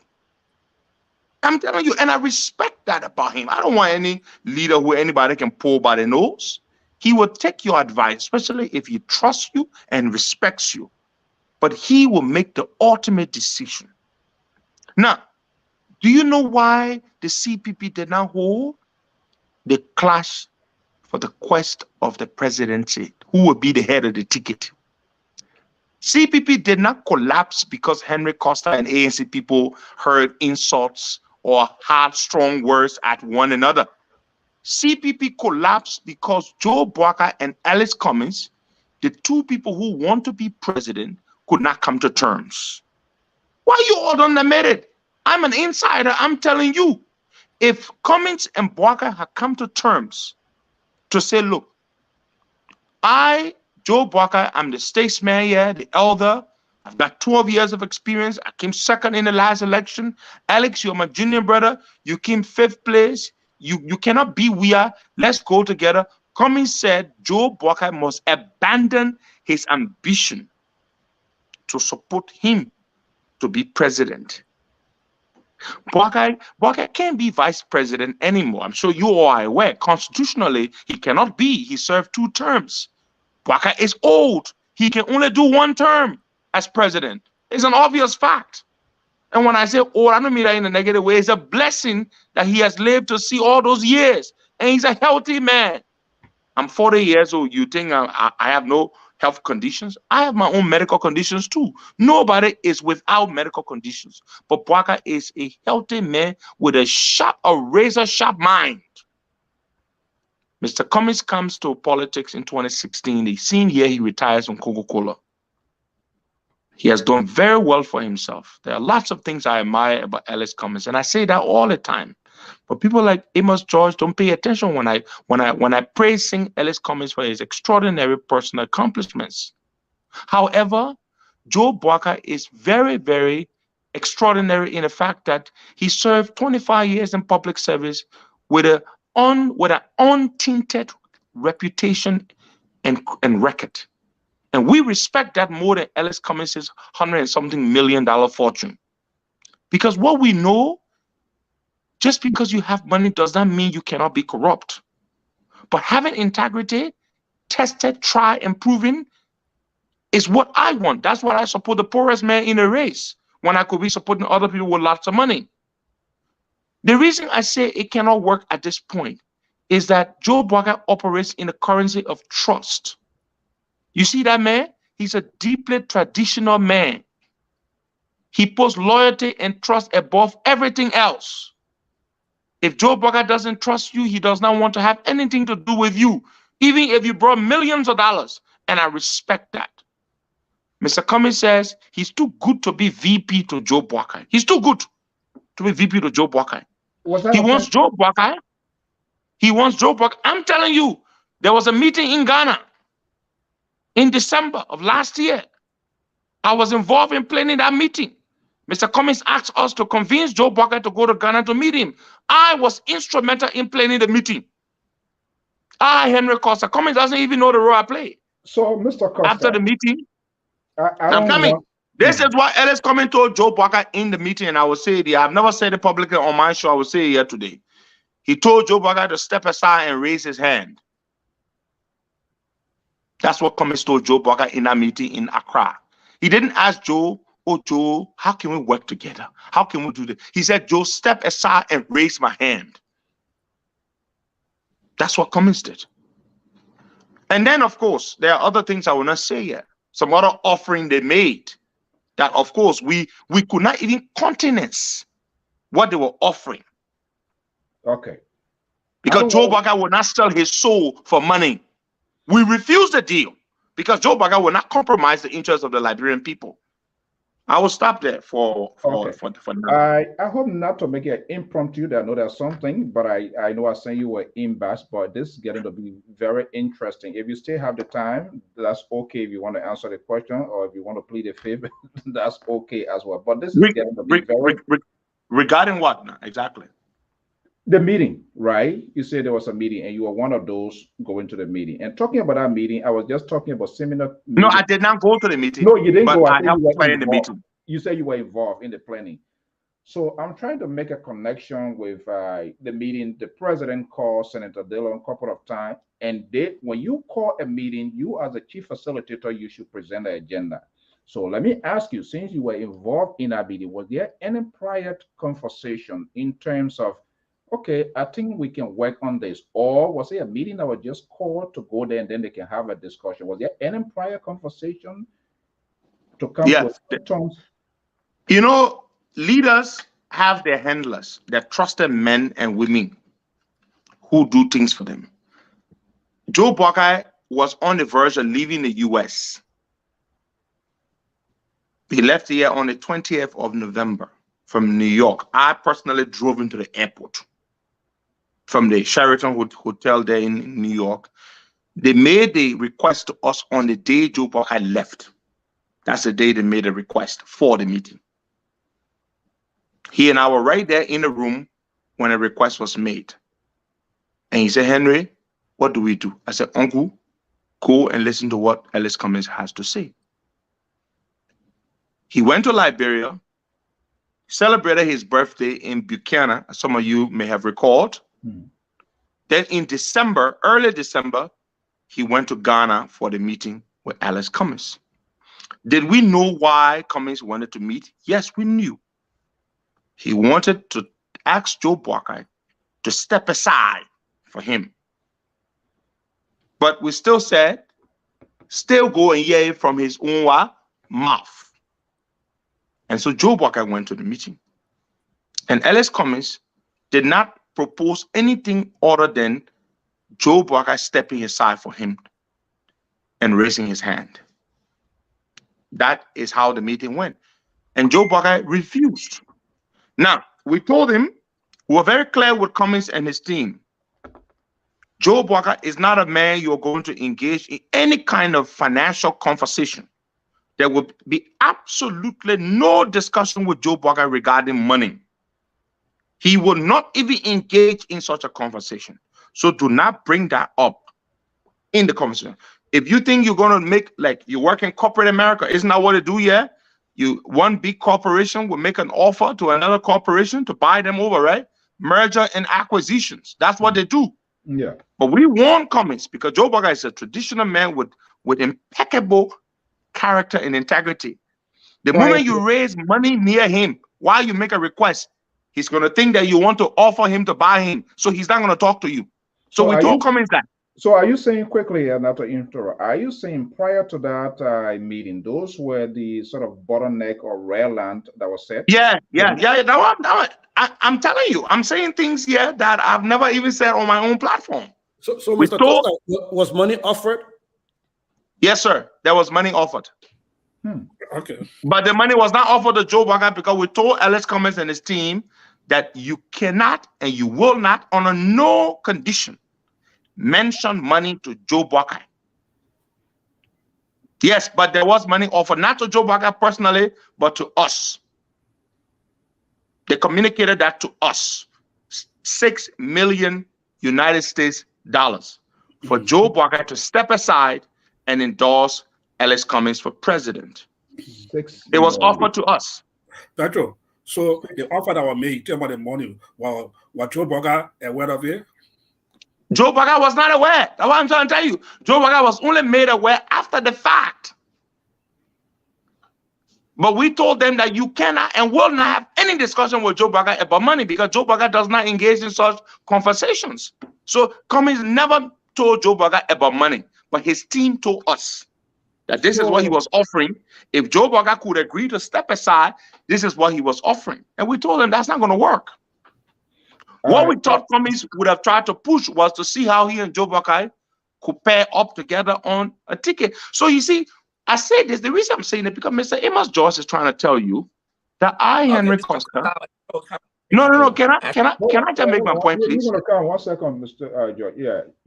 Mr. George is trying to tell you that Henry Costa have been a devil, poisoning the water, and taking Joe Walker away from any possible collaboration in the opposition. But what Mr. George does not know is that I was the same Henry Costa on the day I drove Joe Walker to the airport, to JFK airport, to board his flight back to Accra. They came to me. I brought the agent of Cummings in the hotel room with Joe Walker to convey the message that Cummings wanted a meeting with Joe Walker. And then Uncle Joe turned to me, Henry, what do you say? I said, Uncle, they say you shouldn't refuse a call, but what's in the call? Go hear what he has to say. Before the trip could be made, then they told us all the details. So if I was so against Cummings and Walker working together in any shape or form, why would I even be involved in helping to facilitate a meeting between the two of them? That's the point I'm trying to make to Mr. George. I will stop there.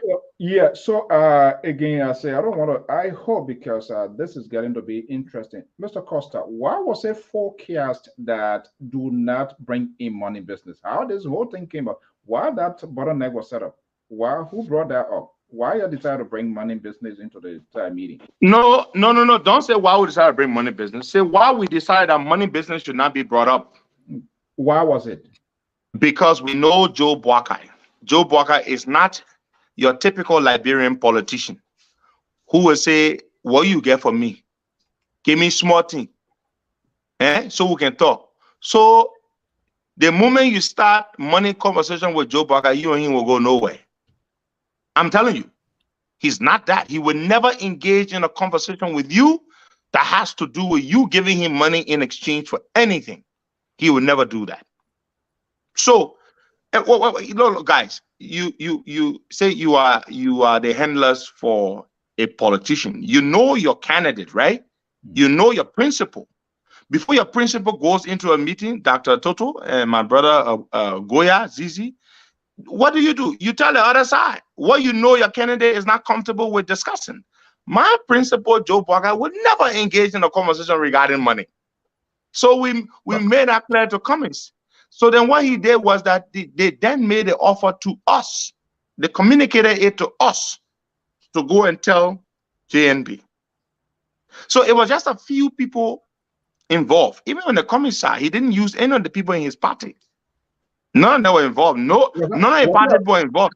We dealt with, let me tell you the people we dealt with on the Cummings side. Hey, you don't want to talk? Yeah. We dealt with Mr. Sylvester Grisby. We dealt with Mr. Sylvester Grisby was one of the people we dealt with. He was the key man we dealt with on the Cummings side. Sylvester Grisby is not a member of the ANC as far as we're concerned, right, guys? Do you know him to be a publicly known avowed member of ANC? No. But he's the man who coordinated the meeting with us and a foreign lobbyist of Ellis Cummings, whose name I will not call here. Mr. Stowe, can I ask one last question to Mr. Costa and then I'll be quiet? Mr. Costa, yes, so sir. When the offer was made and the rejection was offered, was the rejection offered before Ambassador Walker was put in the no, or was the rejection made after Ambassador Walker was put in the no? Because I'm trying to figure out who rejected the offer from your end. Yeah. That's a good question. So when the offer was made, we decided to withhold certain information from him until after the meeting. We wanted him to go to the meeting first. We didn't want to prejudice the meeting. He went to the meeting, and then Cummings asked him for his support. At the meeting, Mr. Grisby did not go to the meeting. The reason Mr. Grisby did not go is Mr. Grisby was the director of the Joseph Walker Foundation, whilst at the same time he was nicodemously working for Ellis Cummings as a guy who handles all his lobbying in Washington, D.C. So Mr. Grisby was exposed to Mr. Boakai by me in September of last year. I told JNB that Grisby, who you think is your buddy, who is the director of your foundation, is an operative of Ellis Cummings. This is the evidence. I sent him the evidence. You know what the evidence was? It was Mr. Grisby who signed the lobbying deal. You remember the famous lobbying agreement, $180,000 for 6 months? Whose name did you see on it? Sylvester Grisby. Who all you have seen that deal? Good. So now Joe Baca said, part of the man should be my director of my foundation. I said, what? You had to prove, yo. So now the cat was out of the bag. So Grisby just kept away from Joe Baca when it became exposed that he was working for Ellis Cummings, right? He just stayed away. He never resigned his post. He just stayed away from the Joseph Boakai Foundation. He was now working for Ellis Cummings. Now, when the meeting came about, it was Grisby and a foreign lobbyist of Cummings that engaged us. He did not use anybody from his party. There was no party official that was involved with us. We dealt with Grisby and we dealt with this foreign lobbyist. No ANC official. How many, Mr. Costa, many persons were involved in this year? Also, how many persons from the Boakai, Ambassador Boakai side? Was that a handful of people? Okay. In fact, a very small number of people. Some of the party people were mad, the UP people. They didn't like the fact that they were not involved. But you know, leaders can do that, right? You do certain things. You don't get everybody involved, right? Sometimes you're the head. You don't get your wife involved in everything. Sometimes you use maybe the boy who living with you to do certain things. You don't tell everybody. So everybody was not involved. Okay, Mr. Costa, how you doing? First thing, Mr. George. Yes, sir.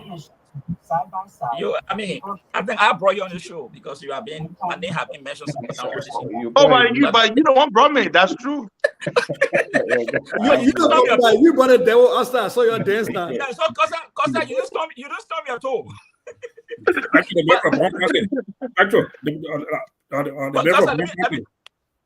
Well, Costa, let me ask you this question. I got a few questions to ask, but let me ask you this. Yes, sir. You think people were honest broker to Joseph Boakai, having all this information and not giving him a tip or allow him to go sit with the John Cummings? You think you people are honest broker? Well, Mr. Cummings asked for audience. We provided him the audience. Yes, I'm asking you. Money should have been paid. That's a negotiation outside of Joseph Boakai. No, money was offered. That should have been paid. Offered. Okay, money was outside of Joseph Boakai. But I'm asking you, all of you people that negotiated this were going through the arrangement. I want to know from you, what that's an honest broker way of doing things? Sending your principal to go meet this individual who have spoken to you about a certain day and not giving a heads up going to this meeting, even as you stated that if you bring money around him, that would be the end of it. But I'm asking you, did people do a fair deal with him by not even giving a heads up that he was going to the meeting? I believe we did, and he believes we did right by him because knowing him, we knew that if we had mentioned that Cummings had offered money, he would have never wanted to even go to the meeting in the first place. Do you understand where we're coming from? Well, when I know course, you have answered it. He would have never wanted to go. So we never brought up the issue of money to him because he would have never been interested in going. Yeah. Okay, and let me just ask the other question, maybe other people come in. The next one I want to ask you, do you think that Cummings has an integrity? Well, Cummings has not been convicted of any. Let me just put it this way, because you said something that he are working the corporate world and Boakai has interpreted, impeccable character, all those things. And I want to know from you, do you think that Mr. Cummings do have integrity? Why do you need me to say that? If you believe Because your you spoke candidate has integrity, you do not no. need Henry Hold Costa to on, say hold that. on. Okay. You spoke about it. If you didn't mention about The question is valid. I want to ask you. So First time you spoke about it is based on that. Can I ask a question? Can I ask a Mr. George, let me answer your question. Uh-huh. Mr. I mean, Cummings worked. if you choose not to answer Mr. it, Cummings George, worked. hold on 1 second. Let you go to it. So, Dr. Toto, something before we can wrap up. Yeah, go ahead, Costa. Mr. Cummings worked for decades in corporate America. And as far as we're concerned, he has no issue of, impropriety in all those decades he worked there. However, when Mr. Cummings became a politician, and the people with whom he associates, and some of the things that we saw that they did, especially with the CPP framework document, and I would like to think that he was either in on them or he endorsed it. Some of the people Mr. Cummings currently works with as his close allies, stigmatized people like Musa Bility. It brings into question his sense of judgment. It may not, he himself may not be but if he's willing to work with people who are stigmatized, people who are notorious, internationally notorious people, it makes me question his sense of judgment. But I'm not going to sit there and say whether Cummings has integrity or does not have it. Mr. George, you want me to write that? Hold on. Just 1 minute. Mr. So just 1 minute, please. Now you gotta hold. You hold on. I don't. You hold on first. Okay. I don't want it's an impromptu one. Hopefully we can find time. And when I want to find time, that would be the variety, different issues. It's all about Liberia. But Toto said he wanted. Costa, do you still have a time? Yeah, sure. Yeah, I got a few more minutes before I go to bed. Okay, now I gotta wake up early. Okay. Toto, because I just get one question. Yeah, Dr. Toto, go ahead quickly. Yeah, just one question I want to ask Pedro. He over this statement, he talk about the passion, for politicians to come together, to knock job where all people may sacrifice and there. But I just want to divert here a little bit when it comes to my candidate, Tewon Gomlo. The whole political race. What can you say about my candidate? You see my candidate be the standard bearer to yeah. The race, the whole political something. Yeah, say something. You want a medal campaign for your candidate? Well, I will say this. I have a special relationship with Councillor Tewon Gomlo. Very special. Tewon Gomlo is a man for whom I have the highest level of admiration and respect. He fought for me and for so many other advocates and other ordinary folks who got into trouble with the government. He provided free legal services to me throughout. Tewon Gomlo would make a great president if he could win at this time. Unfortunately, at this time, the political tide does not favor Tewon Gomlo. Not because he's not a great person or would not make a great Liberian president. But right now, the majority of the Liberian people who do not want George Weah believe that the man who can beat George Weah and set the country on the right path is Joseph Yuman Boakai. I don't say it because I support him, but all of you on this platform, if you want to be fair, you will look at all the unscientific pollings that have been conducted all the time. You speak with 10 Liberian citizens, 5 or 6 of them would be for Joe Boakai. The reason they settle on Joe Boakai, they believe he's a safe pair of hands. He's got demonstrable character and integrity. They believe he's a statesman, and they believe he's in his twilight. He's not going to be concerned about wealth acquisition at this point. He never did that when he was younger. Why would he do that now when he's much advanced in age? He will only be focused on legacy. So Tier 1 would not be a bad. Tier 1 is in the race for lots of people in the UP camp think Tier 1 should be the VP, to Joe Buckeye. Now, I'm not going to tell you who I think should be VP to Joe Buckeye. Whoever VP Buckeye picks as his VP, I will support that person. But Tier 1 is a decent Liberian. I take my hat off to him. I respect the man. I spoke to him just a few days ago. I will tell you this. When he was in the States before this trip, there's a lady I know called Edith Wilson. She organized a fundraiser at her house for Tier 1 Gonglo. She invited me, and I went to the fundraiser. She was surprised. She said, Costa, I want to invite you to something, even though I know you support Joe Buckeye, but I hope you can come. I said, of course I'm coming. I have a special relationship with Tier 1 Gonglo. I went to the fundraiser, and I give $500. I'm pretty sure George knows that. When the lady went to Liberia with the money, she was making a trip to Liberia a few weeks or months later. When she presented the money to Councillor Gonglo took a picture of the money, the five bills, the $100 bills, and sent it to me and said, I received your contribution you made. So I say this to say, even though I'm supporting Joe Buckeye for president, but I could still go give my left hand out to Councillor Tier 1 Gonglo. And when I get the money, I was like, I'm giving it to you so much for your presidency. But because all the pro bono services you run to me all the years, refusing any pay from me, this is my way to say thank you. So he's a good man. I just like to point out that Costa said that the posts are unscientific. I just want to note that, as the math guy here, but I'll let Jay do the talking. Oh, come on, guy. Y'all Gonglo people. Okay, I want to thank you so much. But they are Gonglo folks. So they are. So, Costa, let me ask you this before you go. I know you want to go to bed. And we'll hopefully welcome back.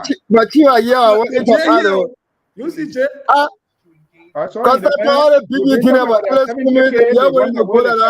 yeah, we've been talking about your 7 coming back late.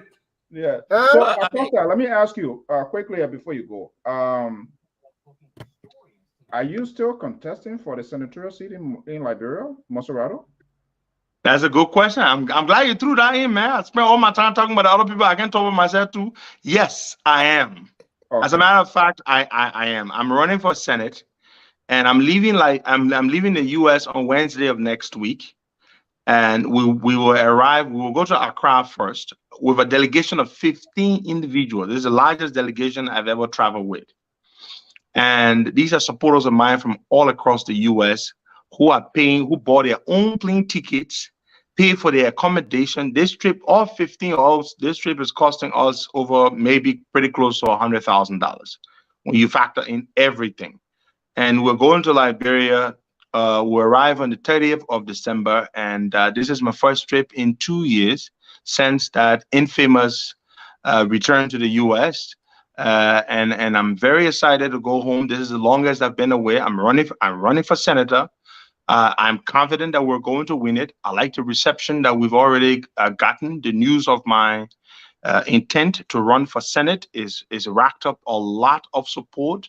I've been listening and following radio polls. 7 polls were done in the days following my announcement, and every single one of these radio polls, I won them.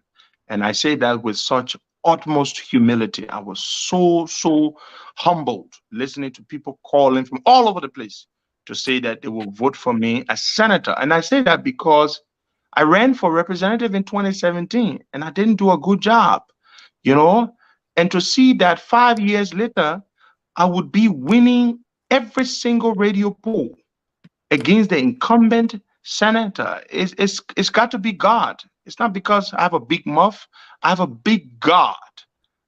That's why, So I'm going home and I'm looking forward to it, to eat some authentic Liberian palm butter. Not the one in the can. I tired eating it, and to meet my people.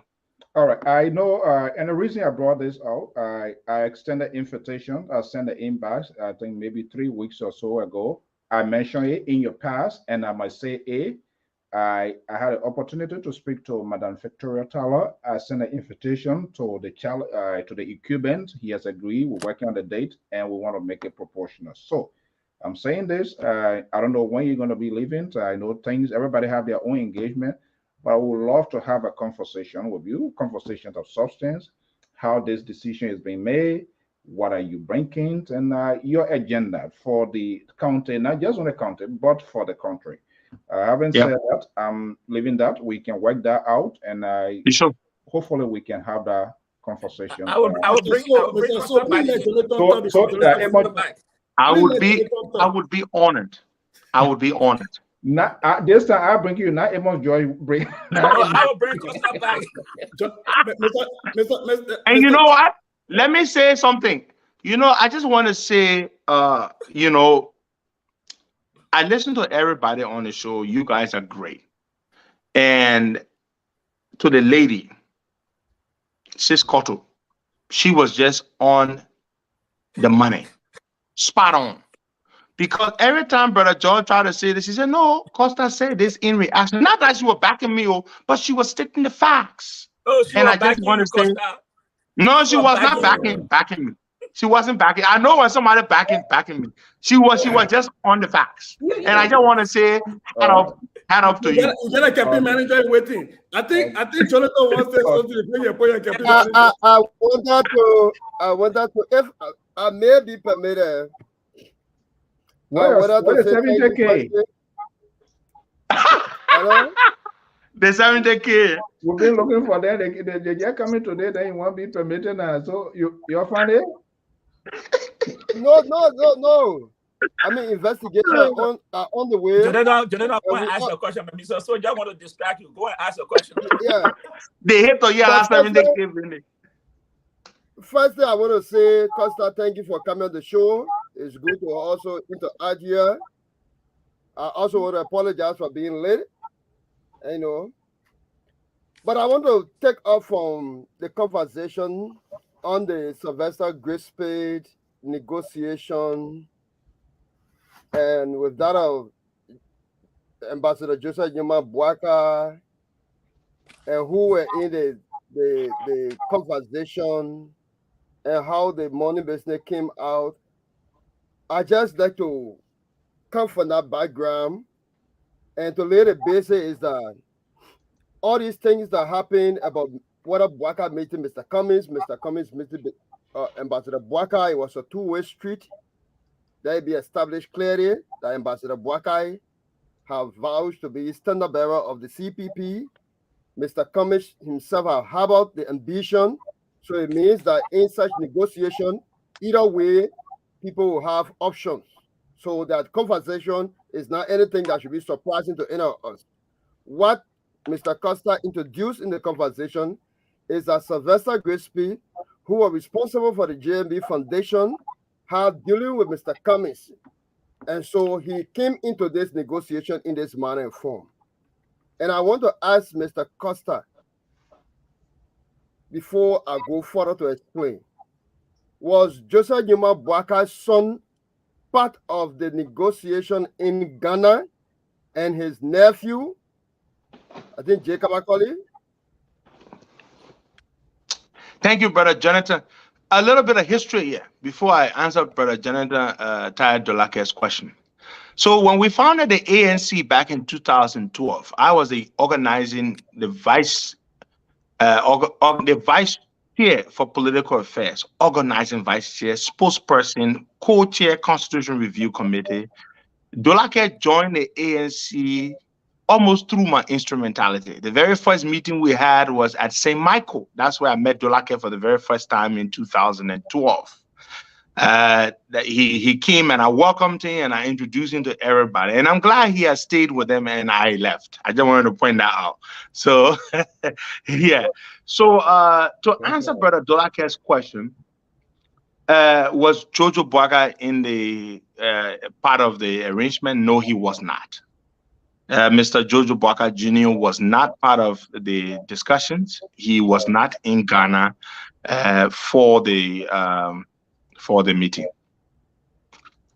Jake Kabakoli is the chief of staff to Joe Bwaka. He accompanied Joe Buckeye, but not Jojo Buckeye.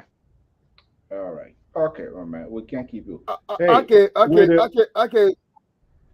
Just, I asked that question on purpose because it will unearth the sincerity with what Mr. Costa has propagated to demonstrate as to why Jay Kabakori was at the meeting. As a matter of fact, on the fact, Mr. Bwaka's son had gone with him in Ghana along with Jay Kabakori.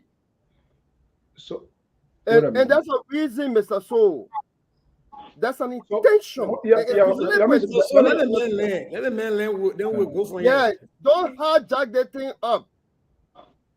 Mr. Costa would have told you that Jay Kabakori was there, but he chose a reason. You have to understand that. And the reason here is that Mr. Cummings is a man that got money back, and the Liberian people don't really appreciate him or admire him to be the leader. And the way he does his thing is through these negotiations and buying out people. And so he gave the presentation that he was trying to buy out Mr. Bwaka, something that Mr. Bwaka resists. And this is the misgiving here. Jay Kabakori was at the meeting. That function was meant for Mr. Cummings to request of Ambassador Bwaka to support him based on his indicators that he will come. And so for Mr. Costa to say that it was money transaction, then indeed demonstrate that it is a propaganda. Did I say that yet? No. But listen. Let me come in here, Jonathan. Did I say there were any financial transaction? I'll come across that. What he said was an offer. So let me ask you, because this thing was all in the news cycle, we're not hearing. So let me ask you, can you tell, you as a Deputy Secretary General of ANC, are you aware that Mr. Cummings and Ambassador Boycott was to be meeting in Ghana? You aware of that? Well, I was aware prior to the meeting. Were you aware overall of a meeting taking place in Ghana between that's a brilliant question. Yes, I was aware. You sure you were aware? I was. Mr. So. Listen. Mr. So, there was no ANC person involved with us other than Sylvester Grizzly. He said overall. I don't think you're talking about before the meeting. I said from the beginning, he said no overall. Costa being a business. So that was just one of the things that I wanted to point out. That first day I was aware on the overall. That means they were briefing about things that happened.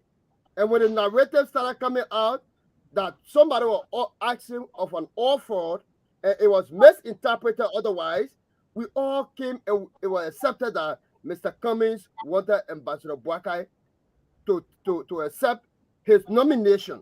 I mean, it is normal. Ambassador Bwaka could request Mr. Cummings' nomination. Similarly. So, but what I'm asking, Jonathan, we don't want to make a drumbeat here. What I'm asking, did Cummings disclose all of the conversations prior to the meeting? Were there full disclosure, you know? I don't know of any full disclosure as in what they were not aware, Mr. Soul.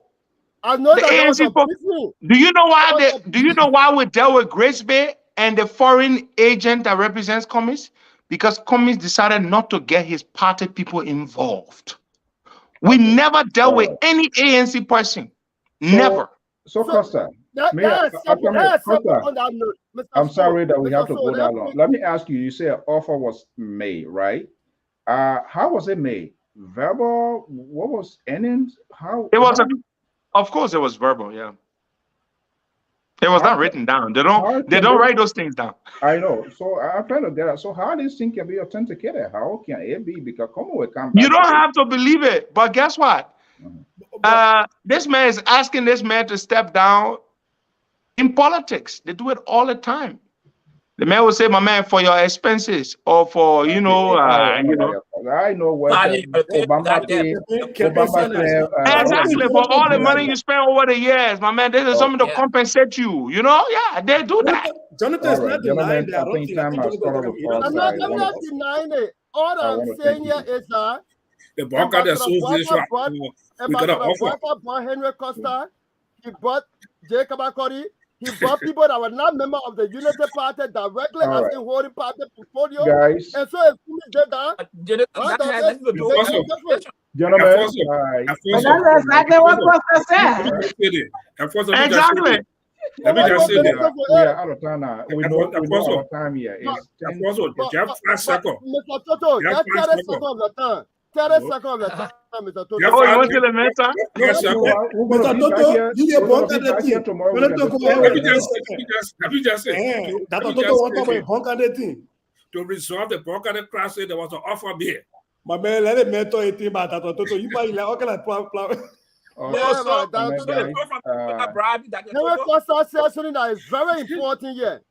And as we say, we want leadership in our country, it is important to erect checkpoints. Henry Costa is a brother, he's a friend, he's a founding member of the ANC. Like I am a founding member of the ANC. The ANC have had 3 meetings throughout a function as proposed party. When I went to the 3rd meeting, I heard a public service announcement. That announcement was signed and it was on 2FM. Signed and who you spoke to that directed you to go to the meeting? Newville. And when you I sure? heard about it, Pastor, I come in, I've been very honest. We've been brother, and I will not take anything for you. When I heard the announcement, I went to the meeting. It was not far from my area because I live in Bannersville. When I got there, I saw Ronald Wilson, Henry Costa, they were all together. And the meeting was highly successful because it was engaging. That was my first time interacting. And from my deliberation, we connected and started moving ahead. That's the true and honest thing about it. So, but it was not that I was invited by him. No. All right. Costa, thank you so much. I'm looking for you accepting that invitation to dive into your senatorial bid and give you the opportunity to the choice is yours. If you have the time, that's okay, but that's what I have interest. We want to make when I return, maybe when I return, or we can do it from Liberia. Why? That's fine. Yeah. When Costa go to Liberia, you had too much bodyguard, would not be able to reach him. No, but in the next one to the horse, I can be on video with you. I'm just kidding, because and you know, I want to say something to my fellow brother, George Toto. Dr. Toto, I want to thank you for your magnanimity and your graciousness in accepting to iron out the differences within our beloved Bond County Association.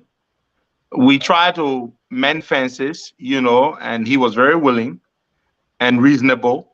And I'm glad that our brother, Senator Moyi, when he came, he reached out and you guys did that.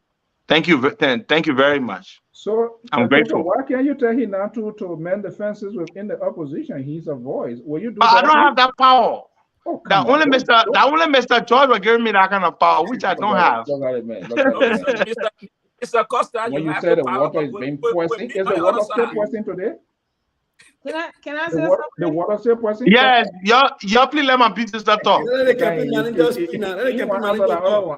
They always put me in trouble with Costa business. Somebody can call me on the SKTV at Costa Man.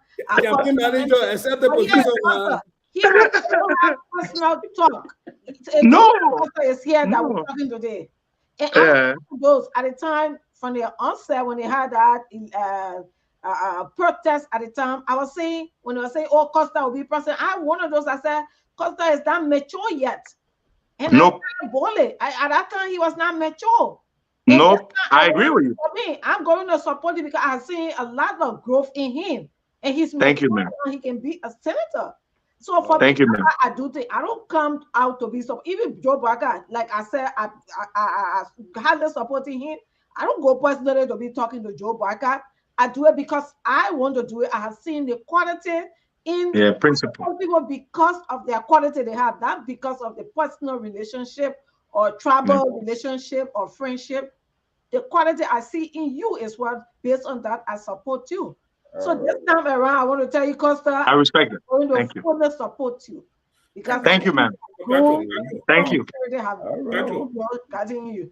I am deeply humbled and I'm grateful. Thank you. Okay, man. Thank you so much. I don't want to be. I don't want to How do we circumvent contribute to the your campaign? activity. I hope. To I will have let you know, my here, brother Josh. and Okay. we can have that conversation. But thank you so much. Thank you very much. I enjoy it. Thank you. Okay. Thank you so All much. right. Good night. Bye bye. Okay. So, Dorothy, where you come from? We've been looking for you. The devil that can bring, they call by that brother, the devil outside, they call by go. The money better you are. They call by go. That brother, devil outside. Yeah, but Costa, you drop it. My man. No, that money Politics. bene, that money bene is a barometer to measure Mr. Cummings' commitment to good governance, to transparency, to the rule of law, and everything. So it's a serious business. You got all that money Cummings spending now. Cummings shouldn't have been spending all that money, but you will empty that man's pockets. You know what happened to that? Miss Cotto. They're going Miss Cotto. I'm breaking out with someone now.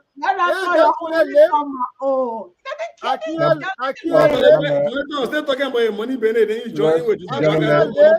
Yeah, thank you so much. We will be back here tomorrow. The ANC you're talking about. 2 minutes. Our own constitution. We'll come back tomorrow, folks. It's almost 10:21 here. We get it, but tomorrow we'll continue. But now 70K and what 6 million offer. Mr. So, let me make this for you, Mr. So. Mr. So, let me tell you, whatever this that's politics.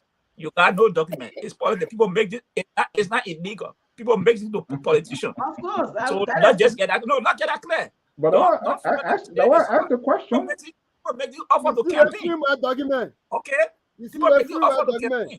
If we can survive it, if we can survive the free document, and the Solicitor General today can be sanctioned, and the Solicitor General can be sanctioned, and Costa they're struggling with the figure today. We will survive the 70,000. He will be apprehended. He will be set the first example on. His associate conspiracy will be prosecuted, and we are here. It will be on that back with one campaign. And we are. Do you think there's a driver alone that I want to mess everybody that collaborated with him. The message all you collaborated. Exactly. But Jonathan said it. Okay. You witness it. You will witness it. The fellow who stole I gotta go. My only campaign get money. We ain't get 700,000. We get 700,000. We get poor people. Yeah, Baba. We get money. They want to go I get money. Yeah. Okay, guys. Bye. Seriously, let me say this. Mr. So, you tell your listeners. Stubborn. They say buy. Still want to. What you say? Yeah. Listen. Tell your people. Tell your people who wants to come to the show. They can come. You see, Mr. Costa came here. We have a civil conversation. We didn't demonize him. So those who want to come and turn out to be that when you come here, it's a lion. Them, it's not so. Check for CDC. Don't be scared. Say that's CDC people come. He's too much. He's full of trouble. He like 20 hits. Just say CDC can. Yeah. All right, man. Guys, thank you so much. Yeah, ready for work tomorrow. I speak my Loma today. No Loma today. You already get post today. Okay. Our birthday girl, we gotta take it. Our birthday girl, we gotta take it. I'm a queen here. Happy birthday, my sister. I am a queen here. So on January 5th.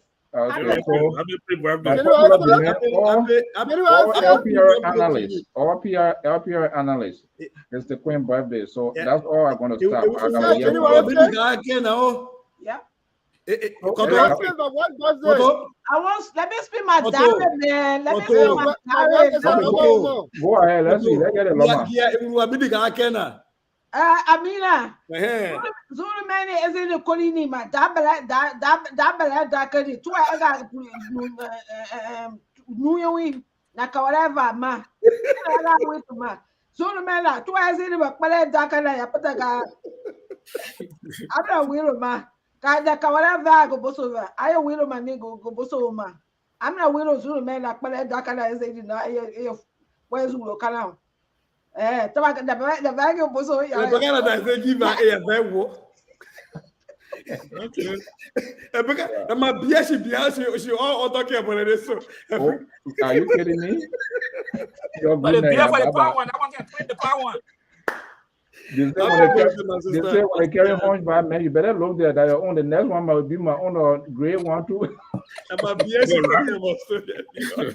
The beer there for Happy the power birthday one. to you, my All right. sister. You take care. Okay. Oh my goodness. All right. All right, folks, we want to thank you so much for the evening with us here. By God's willing, we're going to be back here tomorrow, same time, same network for more conversations. It's all about the content, and that's what we want to give people opportunity to hear from themselves. He wants to contest to be the senator of Mozzarella County. We want to see what the difference, the cost out of yesterday and today. I want to give him the opportunity. There are a lot of things I disagree with him on, but let me hear it from his mouth. I don't want to convey him in his absence. So it was good he popped in here, and we will have those conversations. Until then, Tom Alfonso Z and so of the Light do a public radio.